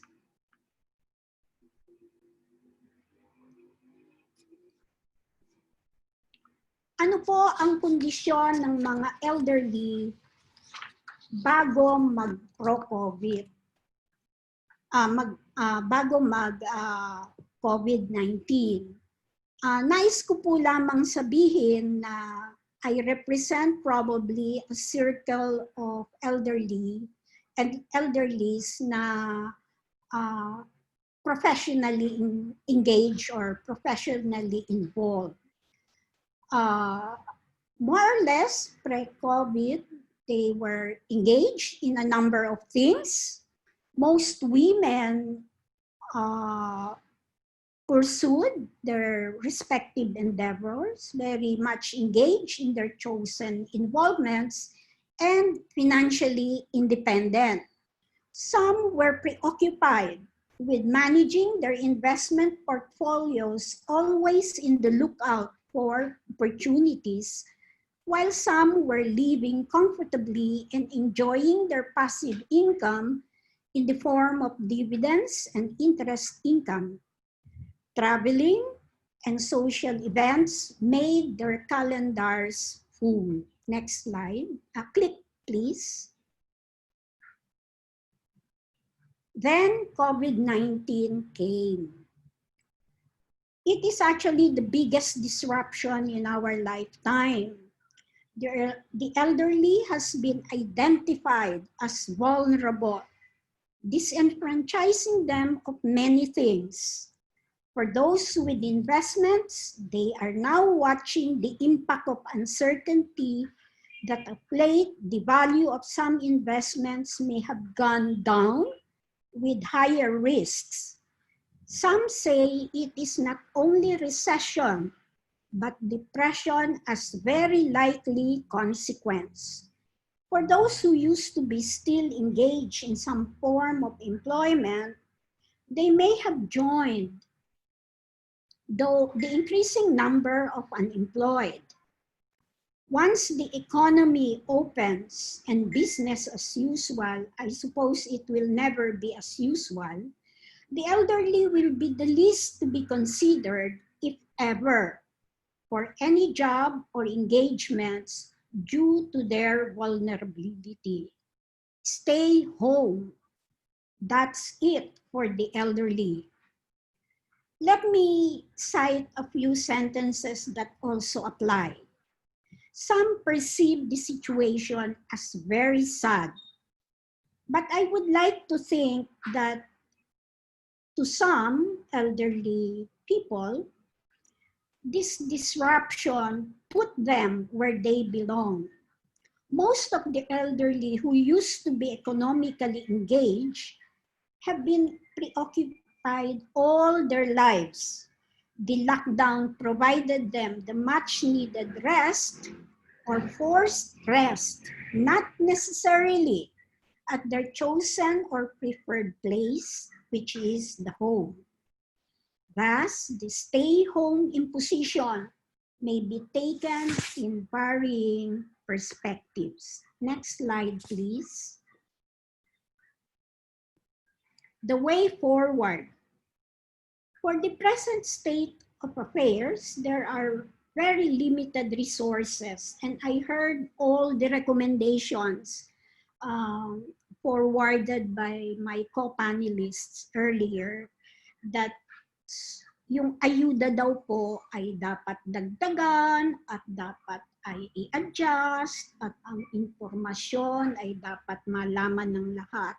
Hindi ko po ninenegate yon. Subalit ang resources ng gobyerno ay hindi ganun kadami. Lalo na po ang mga NGOs, kulang din po. Kaya setting priorities is the first order of the day. Keeping the elderly at home and repeatedly, at inuulit ko po, repeatedly branding them vulnerable may have negative impact on the elderly. Parang nira-write off na po natin sila. Kasama na po ako doon. They can positively contribute to society by engaging them in community-based initiatives. Provided they are still mentally and physically capable according to their skills and knowledge, they can very well be engaged even on part-time basis, not requiring them to travel far to undertake appropriate initiatives. They will be useful for tasks like oversight on approved projects, monitoring progress of work, guidance, counseling, and more. Yung iba naman po, tulad ko, at tulad ng ibang inimbitahan ko na manood o mag-participate, they can still continue doing directorship, trusteeship, consulting, and the like. Their wealth of experience and network are much sought after by business leaders and business owners. Being occupied and useful are very important to one's psyche, especially for the elderly. Encountering and engaging with people provide the much needed motivation to continue living. Compensation is already a bonus.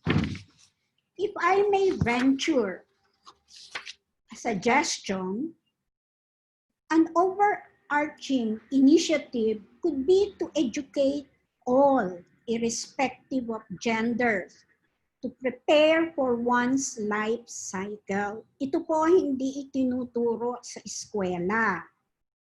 There is a time for everything, and becoming an elderly is a natural evolution in one's lifetime. We all have to manage our respective risks in life, and preparing for old age is inevitable. Nobody should have financial insecurity, and each one should manage one's affairs to warrant a financially secured lifetime. Only essentials should be spent for, and savings for a rainy day as well as old age should be the norm. Nais ko pong ibahagi na kami po sa Phoenix, where I was once a president and now part of the President's Council. Meron po kaming initiative sa social involvement, and we bring financial literacy to the underprivileged. Nagbigay po kami ng mga seminars dyan po sa resettlement area sa Kalawan, Laguna, at kasama po ng Children's Hour where I am involved. And also nagbigay din po kami sa Payatas, Quezon City. Nung sinasabi po namin ang basics on dapat magtipid sa bawat piso, dapat may isasalba, may isa-save, may nagsabi po na mahirap nga po, paano po wala pong ise-save, wala pong ititipid. Ang sagot ko po, bakit po maganda ang cellphone ninyo? Marami po kaming mga side stories, but that can be for another day. Dapat po nating bigyan ng literacy ang ating mga underprivileged, because minsan po pag hawak ng pera o kahit wala pang pera, ginasta na kaagad. So kailangan po nating turuan kung paano magmaneho ng limitadong kakayanan. We do not live for today alone. There is tomorrow and maybe many more tomorrows to come. We should all be prepared for those tomorrows. Maraming salamat po. Okay. Maraming salamat po, Dr. Chit Manabat mo, sa napakaganda pong sharing. Si Dr. Chit po ay galing po sa formal sector kung saan ibinahagi po niya yung kanya pong mga obserbasyon at karanasan po ng mga kababaihan. Bagamat hinighlight po ni Dr. Chit yung financial security na hindi dapat o dapat mayroon ang bawat kababaihan, ito po yung challenge ng mas marami pong bilang ng mga nakatatandang kababaihan sa ngayon po na lalo pong pinalala ng COVID-19. Para po sa ating open forum, mayroon pong isang pumasok na question na ayaw pong magbabanggit ng kanyang pangalan. Ang kanya pong question, paano po natin ihahanda ang sistema at infrastructures na sensitive sa sitwasyon ng older women? Siguro lalo na po ito, sa case po ni Sir Abner, sa grupo ng ni Sir Abner, kung saan binanggit po niya na doble nga po yung vulnerabilidad na mayroon ngayon yung mga persons with disabilities. Sino po ang crucial agencies that we need po to tap at this point? Sino po ang una pong sasagot sa ating speakers? Sir Abner? Nawala po yata, Ma'am Chit?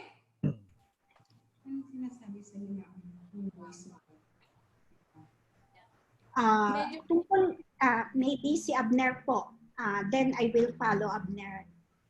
Okay po. Sir Abner, please. Kinakailangan nating, ang isang problema kasi na nangyayari ngayon sa society natin, hindi lang naman yan sa Pilipinas, is yung feeling ng mga taong may master's degree, mga may PhD, yan yung mga nasa government natin, na sila yung expert. Pero ang expertise ay nanggagaling doon sa mga tao mismo, kung saan sila yung maapektuhan ng mga programa o serbisyo na gusto nating maging available. So importante na we think with the people, hindi yung we think for the people, no? So sa ganung aspeto, kung merong sapat na partisipasyon ang mga older persons dito sa pag-review ng ating social protection system at pag-develop ng ating social protection system, mas magiging responsive ang mga mabubuo nating social protection para sa mga older persons with recognition doon sa iba't ibang vulnerabilities na maaring nag-i-exist sa isang tao. So hindi natin dapat tinitingnan ang mga tao bilang groups of people. Marami nang i-share. Pag sinabing older persons, vulnerable yan. Pero alam natin marami pang pwedeng i-contribute ang mga older persons. Marami pa silang yung pagpapahalaga kasi sa value ng bawat isa ang mahalaga dapat tinitingnan dito at nire-respeto. So kinakailangan nating yung participation sa pag-review ng ating social protection system at ano yung mga pwedeng magawa para i-address itong mga vulnerabilities na ito. Sa usapin ng may kapansanan, yung mga disability-related expenses ay napakalaki, no? Dahil sa minsan ang issue ay accessibility, no? Minsan ang issue ay yung iyong healthcare condition, yung iyong health condition na kadalasan yung may kapansanan at yung pamilya niya ang nag-shoulder. Wala tayong social protection program para itong financial hardship na na-experience ng mga taong ito ay matutulungan natin. Thank you po. Sige po, Dr. Chit. May nais ka pong ibahagi? Opo. Hindi ko po masasabi na ako ay eksperto. Napakalaki nitong problema na hinaharap.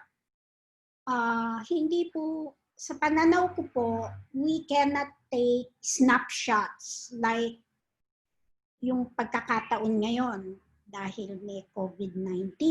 So lumabas lahat yan. And in this sharing, lumalabas na i-share ng ibang grupo kung paano sila. Pero ito po ay build up over the years. Kung kaya wala pong shortcut to resolve it. Dapat po, siguro, if one were to look at the usual processes of research and the processes of coming with more or less processed or scientifically processed study, dapat nating umpisahan sa pinag-ugatan. At yan po ay malawak na pag-aaral, maaari po nating i-address yung present moving forward. Pero tulad po ng anumang bagay na may pinag-ugatan, may mga bagay na hindi madaling baguhin. Malaking change management po for the present group of elderlies. Ngayon, yung pong magiging elders in no time, dapat po yan ay i-educate na for, to prepare for life. Hindi po you live for today. Kinita mo ngayon, gagastahin mo ngayon. O hindi pa kinikita, ginagasta na dahil sa credit card o pwedeng umutang sa kanto. o pwedeng umutang sa India, with due respect, hindi po ganun kadali na magsabi na ito dapat. Dapat pong i-segmentize, i-isolate ang mga issues, at wag na po tayong mangarap ng long-term solution kung hindi i-prioritize muna natin ano yung doable under the circumstances. Kaya po maraming proposals na nagiging proposals forever, gusto po nating isolve ang problema ng mundo. Ang dapat po nating tanganan ay yung kayang gawin. Huwag po nating ikumpara ang ating bayan sa ibang bayan na mas mayaman sa atin at mas matagal ng organisado. Ito po ay dapat pag-aralan na i-situate, i-isolate ang mga issues at kung alin ang mas madaling gawin na may high impact, yung kaagad ang gawain. Hindi ko po masabi kung ano. Maari po na a group should get together and plan it out. Magkaroon muna po ng mapping. Let's map the landscape. And then we prioritize. Match it with the resources that we have. And over a time frame, let's do what can be done. Salamat po. Maraming salamat po, Dr. Chit. No? Mayroon pong nagpadala ng question. Ito po ay naka-address kay Sir Abner Manlapas. Marami po ngayong build projects. Nakonsulta po ba kayo tungkol sa mga ito for elderly and PWDs? Sir Abner? Yan nga yung, maraming salamat sa tanong, ano po. So yan nga po yung isang malaking problema. Hindi nagpokonsulta ng maigi ang ating government sa mga project na ini-implement. So katulad ngayon,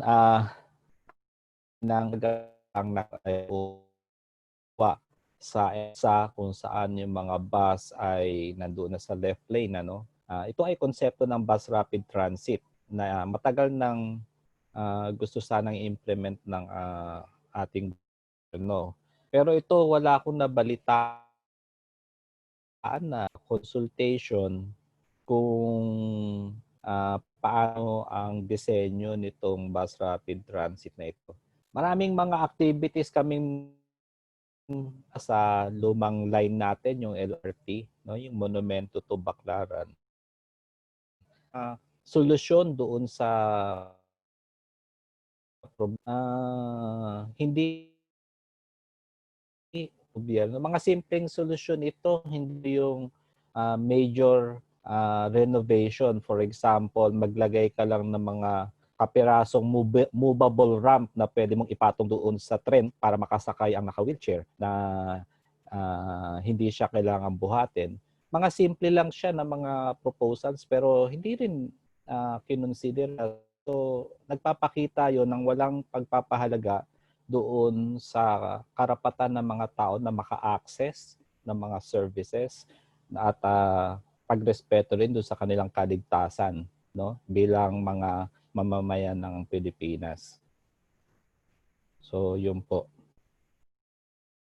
Maraming salamat po, Sir Abner. So sana po nasagot po natin yung question ni Miss Claire Locson mula po sa ADB na in-address po natin kay Sir Abner Manlapas. So tayo po ay wala na rin pong oras po para sa ating open forum. Any final message po for this event? Short message po, Dr. Chit? Final message po for this event. Isa lang po,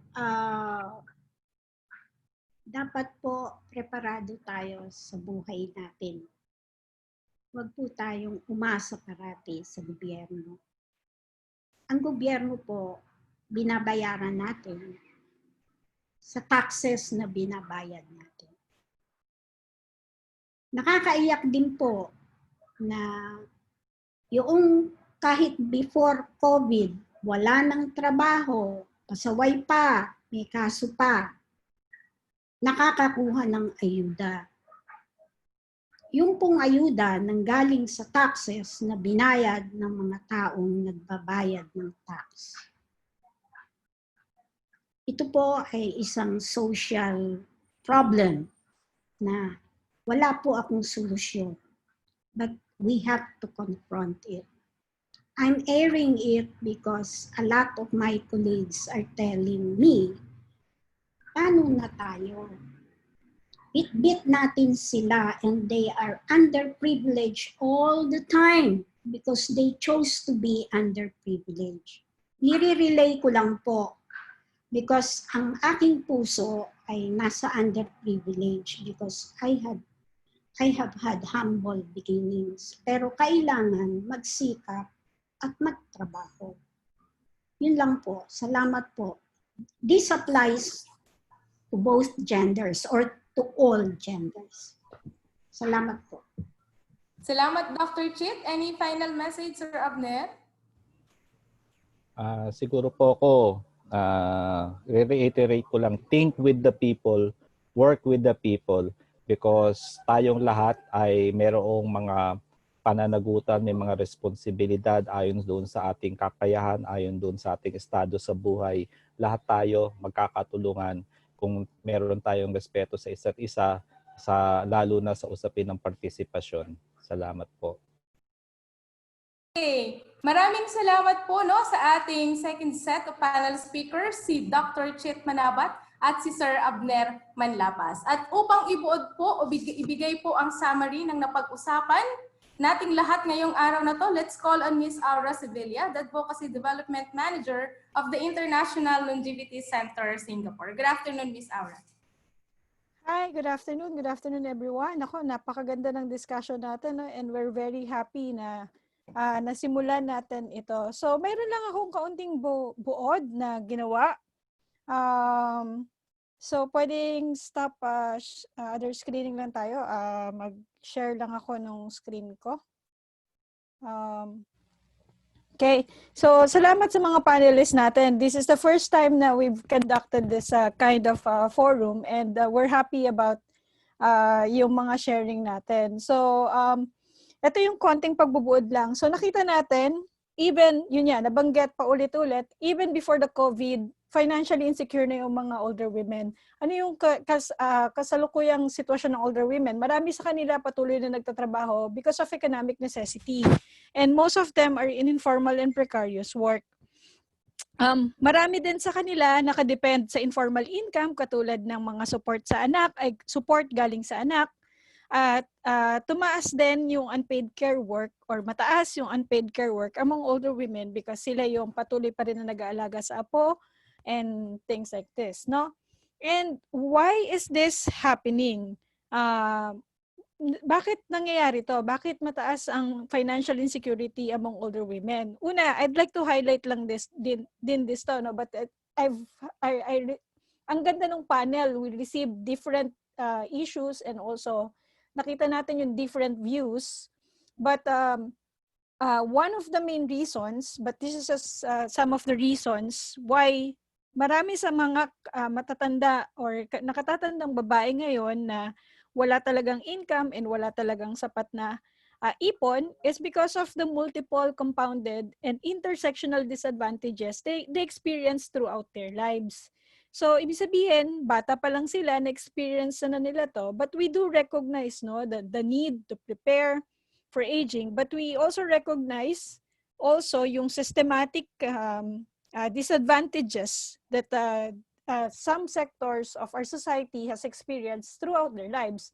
For an instance, nabanggit nga yung sa may disability, mas marami sa mga kababaihan ang may disability at walang work.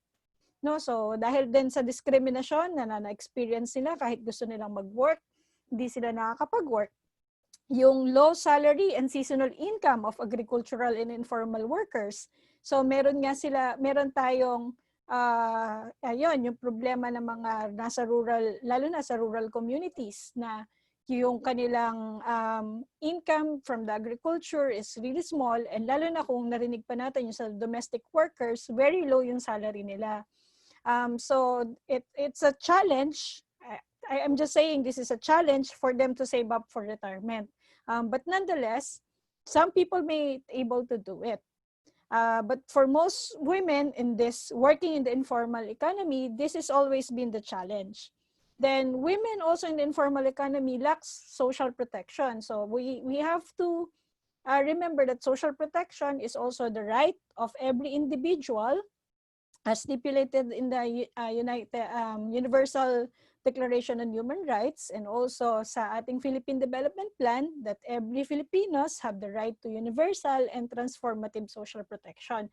Unfortunately, yung mga women in the informal economy walang access sa SSS kasi wala silang employers, wala sila sa formal employment that they can pay for their SSS. And then they also face significant barriers additionally sa age. Lalo na pag mga nasa 50s ka, medyo hirap ka nang magtrabaho. Usually kasi sa other countries, kapag tapos ka na doon sa child rearing work mo, halimbawa tapos ka na mag-alaga ng malalaki na yung mga anak mo, pwede ka nang bumalik sa formal employment. Unfortunately sa atin, pag nasa 50s ka na, malaki na yung anak mo, hindi ka pa rin makapasok sa formal employment because you have to take care naman ngayon yung apo. So ayun, labitaw din kanina yun, no? Yung mataas yung yung unpaid care work. So it's a barrier for many women. And also accessibility, like in the case of persons with disability, and for indigenous peoples, yung identity naman. And also they experience discrimination. So kung may disability, hindi ka agad makapasok ng work, kung sa may base naman din sa ethnicity, so sa mga case ng indigenous women, tapos yung kanina nabanggit din yung sa women in prostitution, yung pagtingin kagad sa kanila ng society na hindi dapat sila tanggapin, so meron tayong mga ganon ng discrimination. And we recognize yung multidimensional poverty and yung pagiging disaster prone ng Pilipinas. Imagine, yun nga, yung nabanggit na nagkaka-earthquake lang last time sa Mindanao, but now they still have to recover from this, pero until now ay hindi pa rin sila nakaka-recover. Yes. So what else? Another issue, should I continue to present my slide? Okay, so another issue is that yung injustices ng system natin, from the EJK, from the issues of land tenure and ancestral domains, lumitaw din to, no? So these are all multiple and compounded intersectional disadvantages that experience ng mga kababaihan at also ng mga kalalakihan throughout their lives. Pero mas marami nito, mas may impact sa older women. So next, what are the other, so yung COVID ay pinalala lang or mas lalong pinakita lang yung economic vulnerability or yung economic brunt of yung mga older women yung nagdadala nito. Kasi yung mga mas lalaki, mas may formal sources sila of income, pero sa kababaihan dahil informal work nga, walang access sa mas mababa yung SSS ng mga kababaihan, na-delay at na-interrupt yung social pension, walang savings or mababa ang savings, mababa ang pension also for most older women kasi nga dun sa work history nila. Also yung exclusion sa program, sa program na banggit, yung kawalan ng IEC materials that are appropriate for those with low literacy level and poor vision and hearing. Yung lockdown also prevent older women from earning an income. Most of them are in the informal economy. And also yung restrictions, ability yun to earn. Also, it has impact on their mental well-being. And alam din natin na mas nag-increase ang unpaid care work, increasing during lockdown kasi sila ngayon yung nag-aalaga ng mga apo na walang pasok sa eskwela. So, next, ano yung cross-cutting? Lumitaw ang age at saka gender discrimination are exposed by the pandemic. For an instance, yung restrictions na bawal lumabas, lahat ng senior citizens, I agree, no? Medyo yung messaging din kasi na lahat ng seniors are vulnerable. It affects then, no, the way the policymakers, dun sa may, natin. So, hindi na-recognize that the older persons or older women in particular are still very active and they can still contribute. So, but mas na-highlight lang dito yung vulnerability, not yung opportunity that older women can do. AGSM also disproportionately affect older women. Individual or versus family approach. Alam naman natin, lalo na pag family approach, mas may impact to kasi usually, pag family, hindi naman yung mga kababaihan yung may hawak ng pera, kundi yung breadwinner pa rin, which is yung mga kalalakihan. One size does not fit all to COVID-19. Yung mga blanket measures na inintroduce, dahil nga dito, kung katulad nun, kung nasa bundok ka pero may social distancing na i-impose, parang nga namang hindi naman to talaga applicable. So marami tayong mga ganito na type of policies that needs to be reviewed in relation also to the older women. And ito, gusto ko lang i-highlight the need for life cycle approach to COVID-19 and gender equality empowerment for current and future older women. Yes, meron tayong kailangan gawin para sa older women ngayon, but we have to do something as well for the future older women. So we need to prepare them. Yun nga, kaya we have this kind of discussions kasi we need to introduce like how to address the inequalities of the women face while they were younger so that hindi na nila abutin yon sa pagtanda nila. But we also have to recognize, we also have to address yung current issues ng older women sa kasalukuyan. And then lastly, yung contributions ng older women, we have to recognize it amid the pandemic and including even yung traditional knowledge, yung traditional ano natin sa mga yung mga sa katutubo, dapat we recognize pa rin ito at yung experiences, very rich na experiences ng bawat isa na nakatatanda, dapat ay pagsama-sama natin ito at magamit sa pag-address ng mga issues. So what are the ways to move forwards? Mabilis na lang. Una, syempre, immediately address yung needs ng older women, including yung mental well-being. And then we need to balance between protection and isolation. So ano ba yung pwede talagang gawin or yung policies natin regarding this. And then yung information and communications campaign na dapat makaabot kahit yung mga mababa yung pinag-aralan or iba-iba yung dialect or language. And inclusion of older women in the decision-making process, community-based initiatives as well. Yung pag-involve sa older women, maganda yung mga suggestions on how we can also make older women pa rin yung roles nila in the community, no? So dapat i-recognize pa rin natin ito at wag lang natin silang tingnan na parang casualty at saka burden. And then continuous education and training of older persons kasi naniniwala tayo with the lifelong learning. Ibig sabihin kahit matanda na, patuloy pa rin dapat tayong natututo at nagtitrain. And yun, nabanggit din natin yung financial literacy for, maybe this is for younger, no? For younger women so that they can prepare. Maybe not this pandemic kasi ang hirap naman magturo ngayon ng financial literacy. But after the pandemic, yun, pwede tayo ulit na ilagay ulit natin ito. Just some of the policy agenda, no? There are short-term and there are long-term, no? When we say long-term, of course, ito yung gusto natin na i-address na pangmatagalan pa. Maybe not now, no? But after this pandemic, we have to recognize it and also fix. By long term, we are also trying to fix yung inequalities in the system. No? So we're trying to fix the system itself, but also trying to be realistic. That's why the need, yung paggawa ng mga feasibility studies are very important and also prioritizations, these are also important. But just to put this, and then maybe we can all discuss this further, pero yun. So ang immediate, syempre yung revision ng IATF guidelines on the mobility of older women and older men. So giving them a choice, giving them how to protect themselves, and then from not just simply isolating them, no? And for livelihood and work, so remove yung age barriers and livelihood programs, and then nabanggit yung community markets.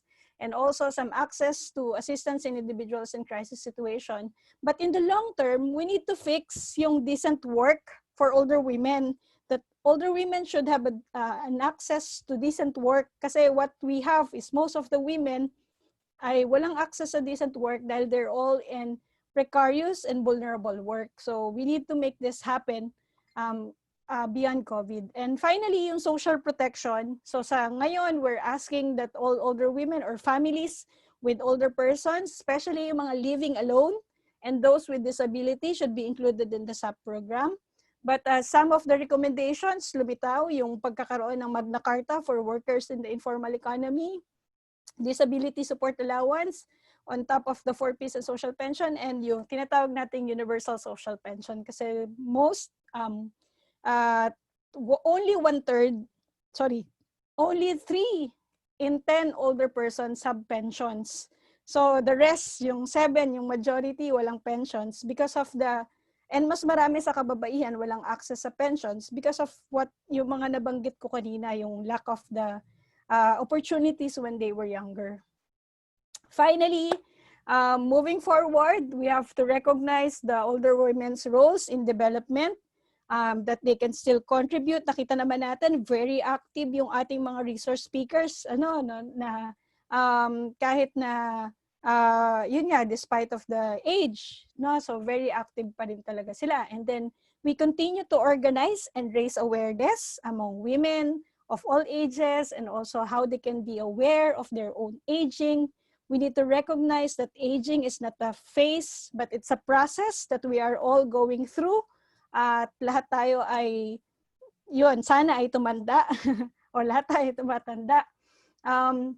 Development, we need to develop a framework including key priority agenda for older women. Ano ba yung mga priority issues na dapat natin tugunan and be realistic? Ano rin ba yung kaya nating kaya din nating ma-solve or kaya nating mabigyan ng solusyon.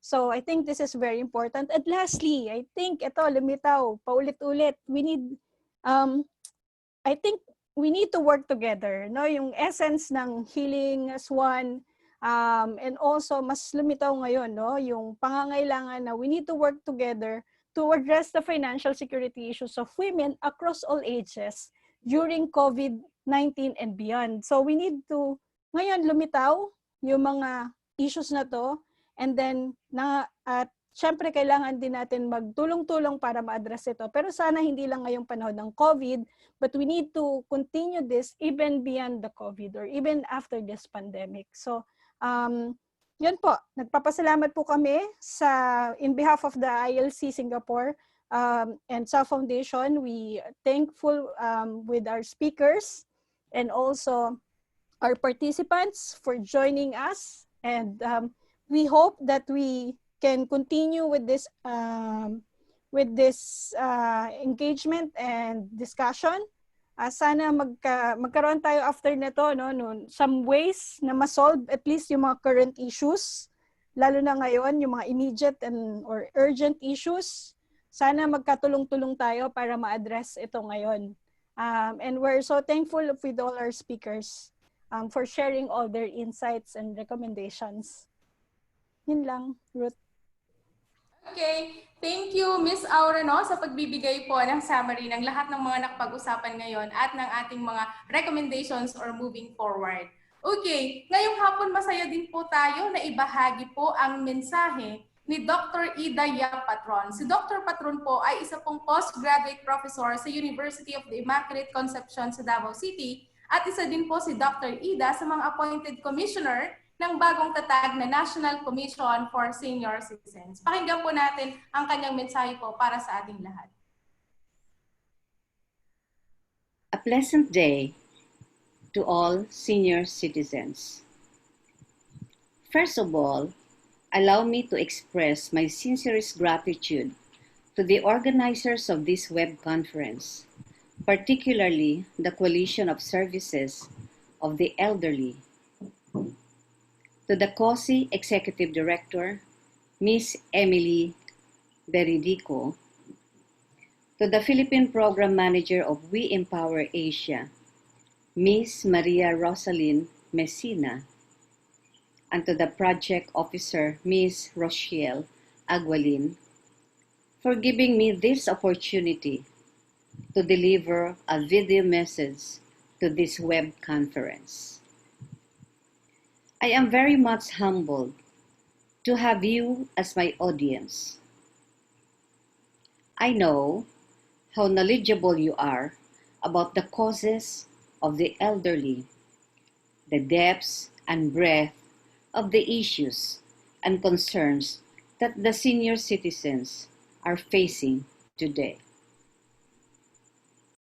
Many of you have dedicated your careers towards advocating the cause of the elderly.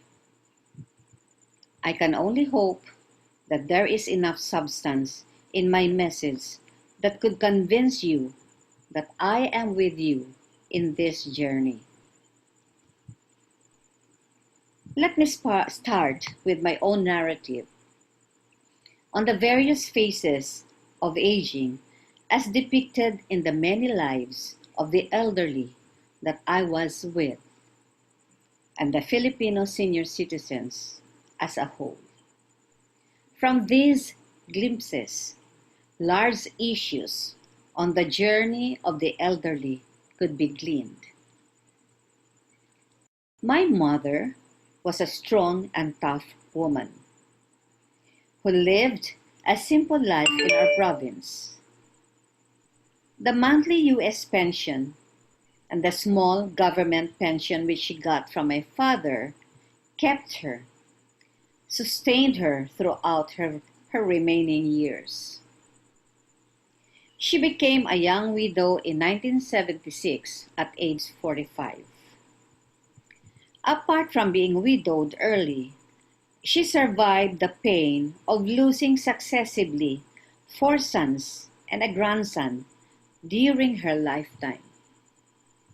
That she felt alone and lonely, it did not show, or perhaps I was not just sensitive to see the real feelings of my mother.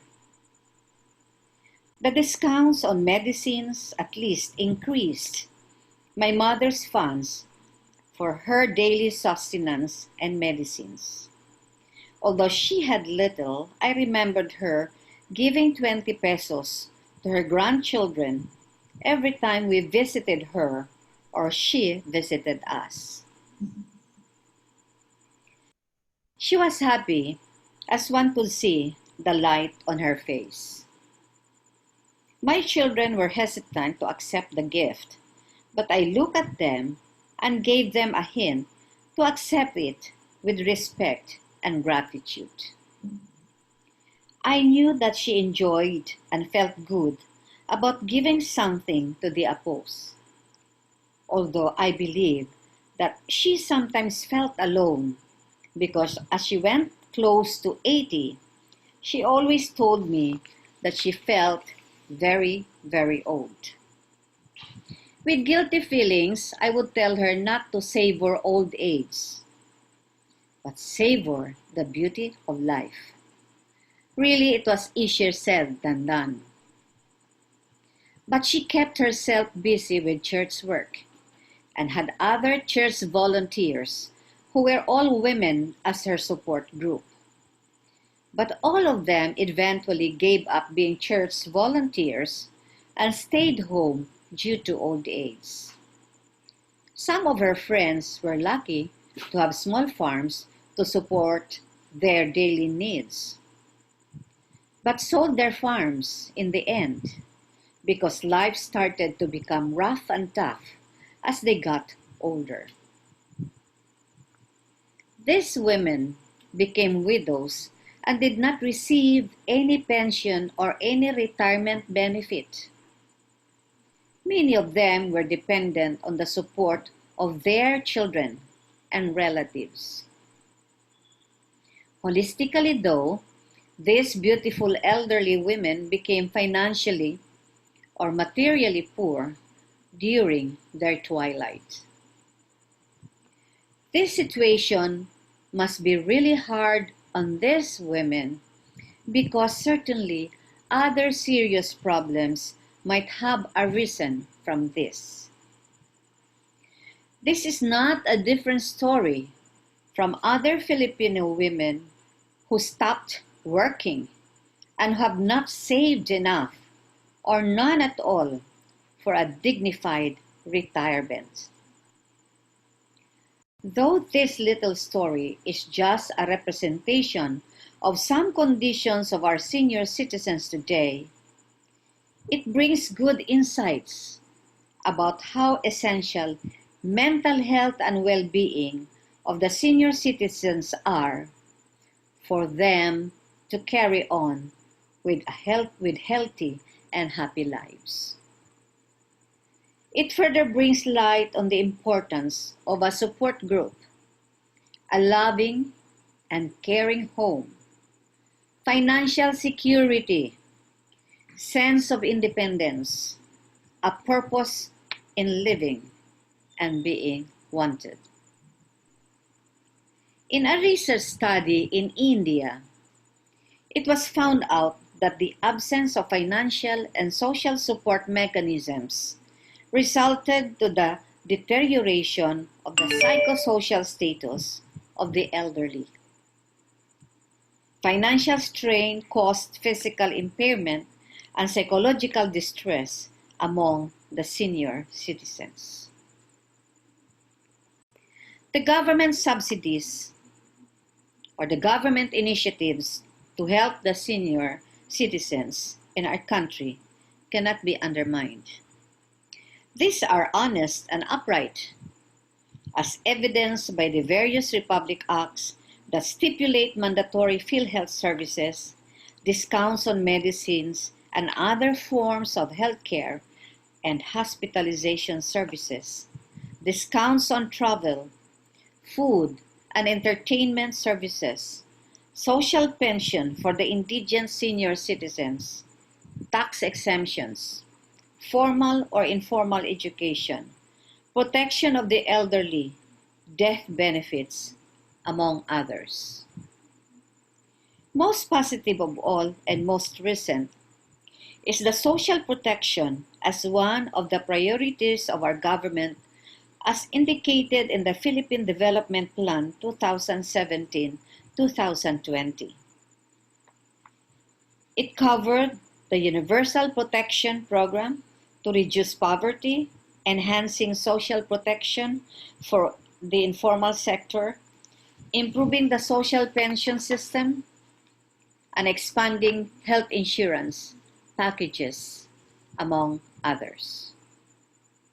From ILO News Report, Manila. But I believe these are not wide enough. Despite the increase in allocation and selective social pension program to cover and meet the urgent needs of all senior citizens, considering the rising life expectancy of Filipinos and the tripling increase of senior citizens in the next 30 years, according to ILO News Report and Philippine Statistics Authority 2017. How then can we reconcile with the low pension coverage that would create a huge problem in terms of financial burdens for the family and the over half of the 8 million elderly with no pension? Borrowing the data from the study of the Coalition of Services of the Elderly in 2017, there are 8 million senior citizens in the country, with only 32% or 2.5 million receiving social pension of just 500 pesos a month, while 38 or more than 3 million do not receive any pension at all. Further, of these 8 million, 3.33 million or 58.8% are female senior citizens, and 4.22 million or 44.2% are males. Most senior citizens are married, occupying 4.37 million or 57.9%, while 2.31 million or 30.6% are widowed from the DSWD 2018. These golden years are coming very fast. We are now included in the count. Though we are still active physically and mentally, the signs of aging are inevitable. Nevertheless, we are blessed with the capability to be with our lead in the journey towards improving the quality of life for all of Filipino senior citizens, especially the women who occupies almost 60% of the elderly population and who generally are disadvantaged in the total equation of life's journey. Our dreams for the Filipino elderly, especially the women, should include not only the nutritional and medical needs, homes for the homeless, psychological, spiritual, and emotional support mechanisms, but also empowering them through a stable and dignified pension. This way, they would not be afraid of the unknown anymore. They will have a positive outlook about life and positive views of aging process as a normal part of life, a positive outlook of a healthier life. I hope that we work and journey closely and collaboratively in our deep concerns for the senior citizens of the country. I wish to end this message with something hopeful about the future. Despite all odds, despite the horrible pandemic, let us see at least, and I quote, that in every cloud there is a silver lining. That there are groups like you, like us, that are truly and genuinely concerned on the causes of senior citizens, and that the elderly find solace in the reality that not everyone is given the chance to grow old. So let us appreciate and thank God for every single day of our life. Thanks for patiently listening. Together we hope and pray that life would be kinder to the elderly women and all senior citizens. Mabuhay tayong lahat. Marami pong salamat, Dr. Ida Patron, sa iyo pong napakagandang mensahe para po sa ating lahat. At sana po makasama po namin kayo sa pagsusulong ng karapatan at programa po para sa mga nakatatanda. Para po sa panghuling mensahe, tawagin po natin muli ang Executive Director ng COSE na si Ms. Emily Beredico. Maraming salamat, Ruth, at muli magandang hapon po sa ating lahat. Nais naming pasalamatan una po ang UN Women WeEmpowerAsia Philippines, Ma'am Len, at kasama si Jean at Dom sa kanila pong suporta at sa pag-organize po ng web conference na ito. At ang International Longevity Center Singapore through Senior Director, Ms. Susana Harding. Nais din nating pasalamatan ang ating mga speakers na sina Attorney Cray, Ma'am Aida, Ms. Ampi, Ms. Norma, Sir Abner, and si Dr. Chit for sharing your insights and experiences at mga personal po na kwento ng buhay ng mga kababaihan. Salamat din po kay Dr. Ida Patron, isa po sa mga commissioners ng National Commission for Senior Citizens for the video message. Of course, sa mga participants po, dahil sa inyo pong interest na malaman ang issue at kalagayan ng mga kababaihan, lalo na po ang nakatatanda. Inabot na po tayo ng 3 oras, andiyan pa rin po kayo. Kinikilala po ng Pro-Older Women Project at ng COSE ang kalakasan at kakayanan ng mga kababaihan na marami pa sa mga nakatatandang babae ay mayroon pang maiaambag sa sa pag-unlad ng kanilang pamilya, grupo at komunidad na kinabibilangan. Marami na rin ang pagbabago at pag-unlad sa kalagayan po ng mga kababaihan dahil sa mga programang ipinapatupad po ng iba't ibang organisasyon, ng ating pong pamahalaan, mga non-government organization at mga pribadong sektor kasama po ang mga ibang individual. Ngunit mula po sa bahagi na ng ating mga speakers at personal na kwento at karanasan ng mga kababaihan, hindi maikakaila na mayroon pa rin mga kakulangan sa mga programa at serbisyo na dapat ay tinatamasa ng mga kababaihan.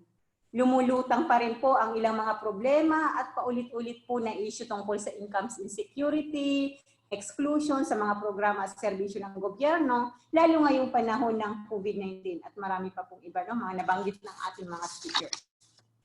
Ang mga problema o kakulangan na natalakay sa araw na ito ay patuloy po na mararanasan ng mga katatanda at maaari pa rin lumala kahit wala na po ang COVID-19, lalo na po sa kabuhayan natin at kung lalo na po kung hahayaan natin na hindi po tayo kikilos, no? So kaya po kami mula po sa COSE at ibang grupo po ng mga nakatatanda ay patuloy pong nagsusulong at nananawagan sa mga kinakaukulan, sa mga nakatatanda at kanilang pamilya at iba't ibang sektor, mga non-government organizations at mga individual para po sa mga sumusunod. Una, pataasin po natin ang ating kaalaman at kamalayan sa karapatan at mga isyong kinakarahap ng mga nakatatanda, lalo higit po ng mga kababaihan, katulad na lamang po nang lumalalang issue ng ageism o diskriminasyon batay sa edad. Pangalawa po, siguraduhin natin na kasama ang mga nakatatandang kababaihan sa mga programa at serbisyo ng pamahalaan at dapat po kasama sila sa pagpaplano ng may partisipasyon para angkop yung plano na nabubuo o programa po para sa mga nakatatandang kababaihan. Regular din po nating i-monitor ang kalagayan po ng mga nakatatandang kababaihan at pagtugon po sa pangangailangan po nila, lalo na po ngayong panahon ng COVID-19. So, at marami pa po naman na pwede tayong gawin. So, napakaganda po nung naging event natin ngayon, no, na pwede itong magsimula para tayo ay magsama-sama at para mas mabigyan po ng tamang solusyon yung mga problema kanina pong inilatag ng ating mga resource persons. Muli, marami pa po yung, sabi ko nga po kanina, marami na ang nagawa at patuloy na ginagawa ng ating pamahalaan, NGOs at pribadong sektor, ngunit mas marami pang kailangan trabahuhin po. No? Samahan po ninyo kami sa COSE, International Longevity Center Singapore, UN Women WeEmpowerAsia at ang mga senior citizen organizations para po sa pagkilos at gawaing nagsusulong ng pagpapahusay at pagpapaunlad po ng kalagayan ng mga kababaihan at nakatatanda. Kaya let me end po this message with this quote from Edward Everett Hale, an American author, historian, and Unitarian minister. Sabi niya po, coming together is a beginning, keeping together is progress, and working together is success. Muli, isang magandang hapon po at maraming salamat sa inyong pagdala. Okay, marami pong salamat Ate Emily, no, sa very inspiring po na quote na ibinahagi mo po bilang panghuli. Salamat din po sa Pro Older Women Project, kami po sa Pro Older Women Project at ng COSE. Maraming salamat sa patuloy po ninyong pagtutok sa talakayang ito. Para po sa karagdagang impormasyon tungkol sa COSE at mga programa po nito, hanapin po ninyo kami at i-follow sa aming official Facebook page. Hanapin po sa inyong search bar ang Coalition of Services of the Elderly. Please follow din po ang Twitter account ng UN Women WeEmpowerAsia. Yan. I-replay po natin ang ating pong talakayan na ito sa Facebook page po ng COSE. So, maaari pong i-reshare po ng iba't ibang grupo po ng mga kababaihan para po makapanood po ang inyo pong mga miyembro. Muli, marami pong salamat sa inyo pong pagsama sa amin na ito. Abangan po ninyo ang mga susunod na Women Rise Above COVID Discussion Series ng UN Women WeEmpowerAsia. Ako po si Rochelle Agwalin. Hanggang sa muli, magandang hapon po sa lahat. Pero bago po yan, pwede po bang group shot po para po sila? Paki-open po ang inyo pong mga camera. Ayan. Salamat po. Ayan, si Miss Jean po ang bahala. Pinapasalamatan si Al.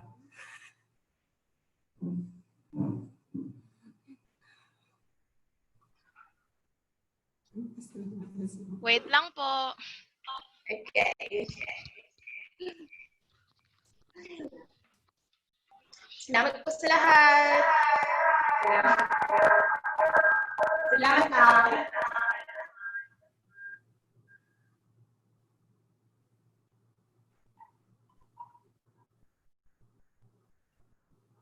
Can it start? Ready? 1, 2, 3. Second batch, hindi kasi kaya nung speed lahat. Ang isa pa. Susana. Ano lang. Aha. First batch. Okay. Ready? 1, 2, 3. Smile. Again, this is second, 1, 2, 3. Okay. Thank you. Ayan. Salamat. Salamat po. Salamat. Thank you so much, everyone.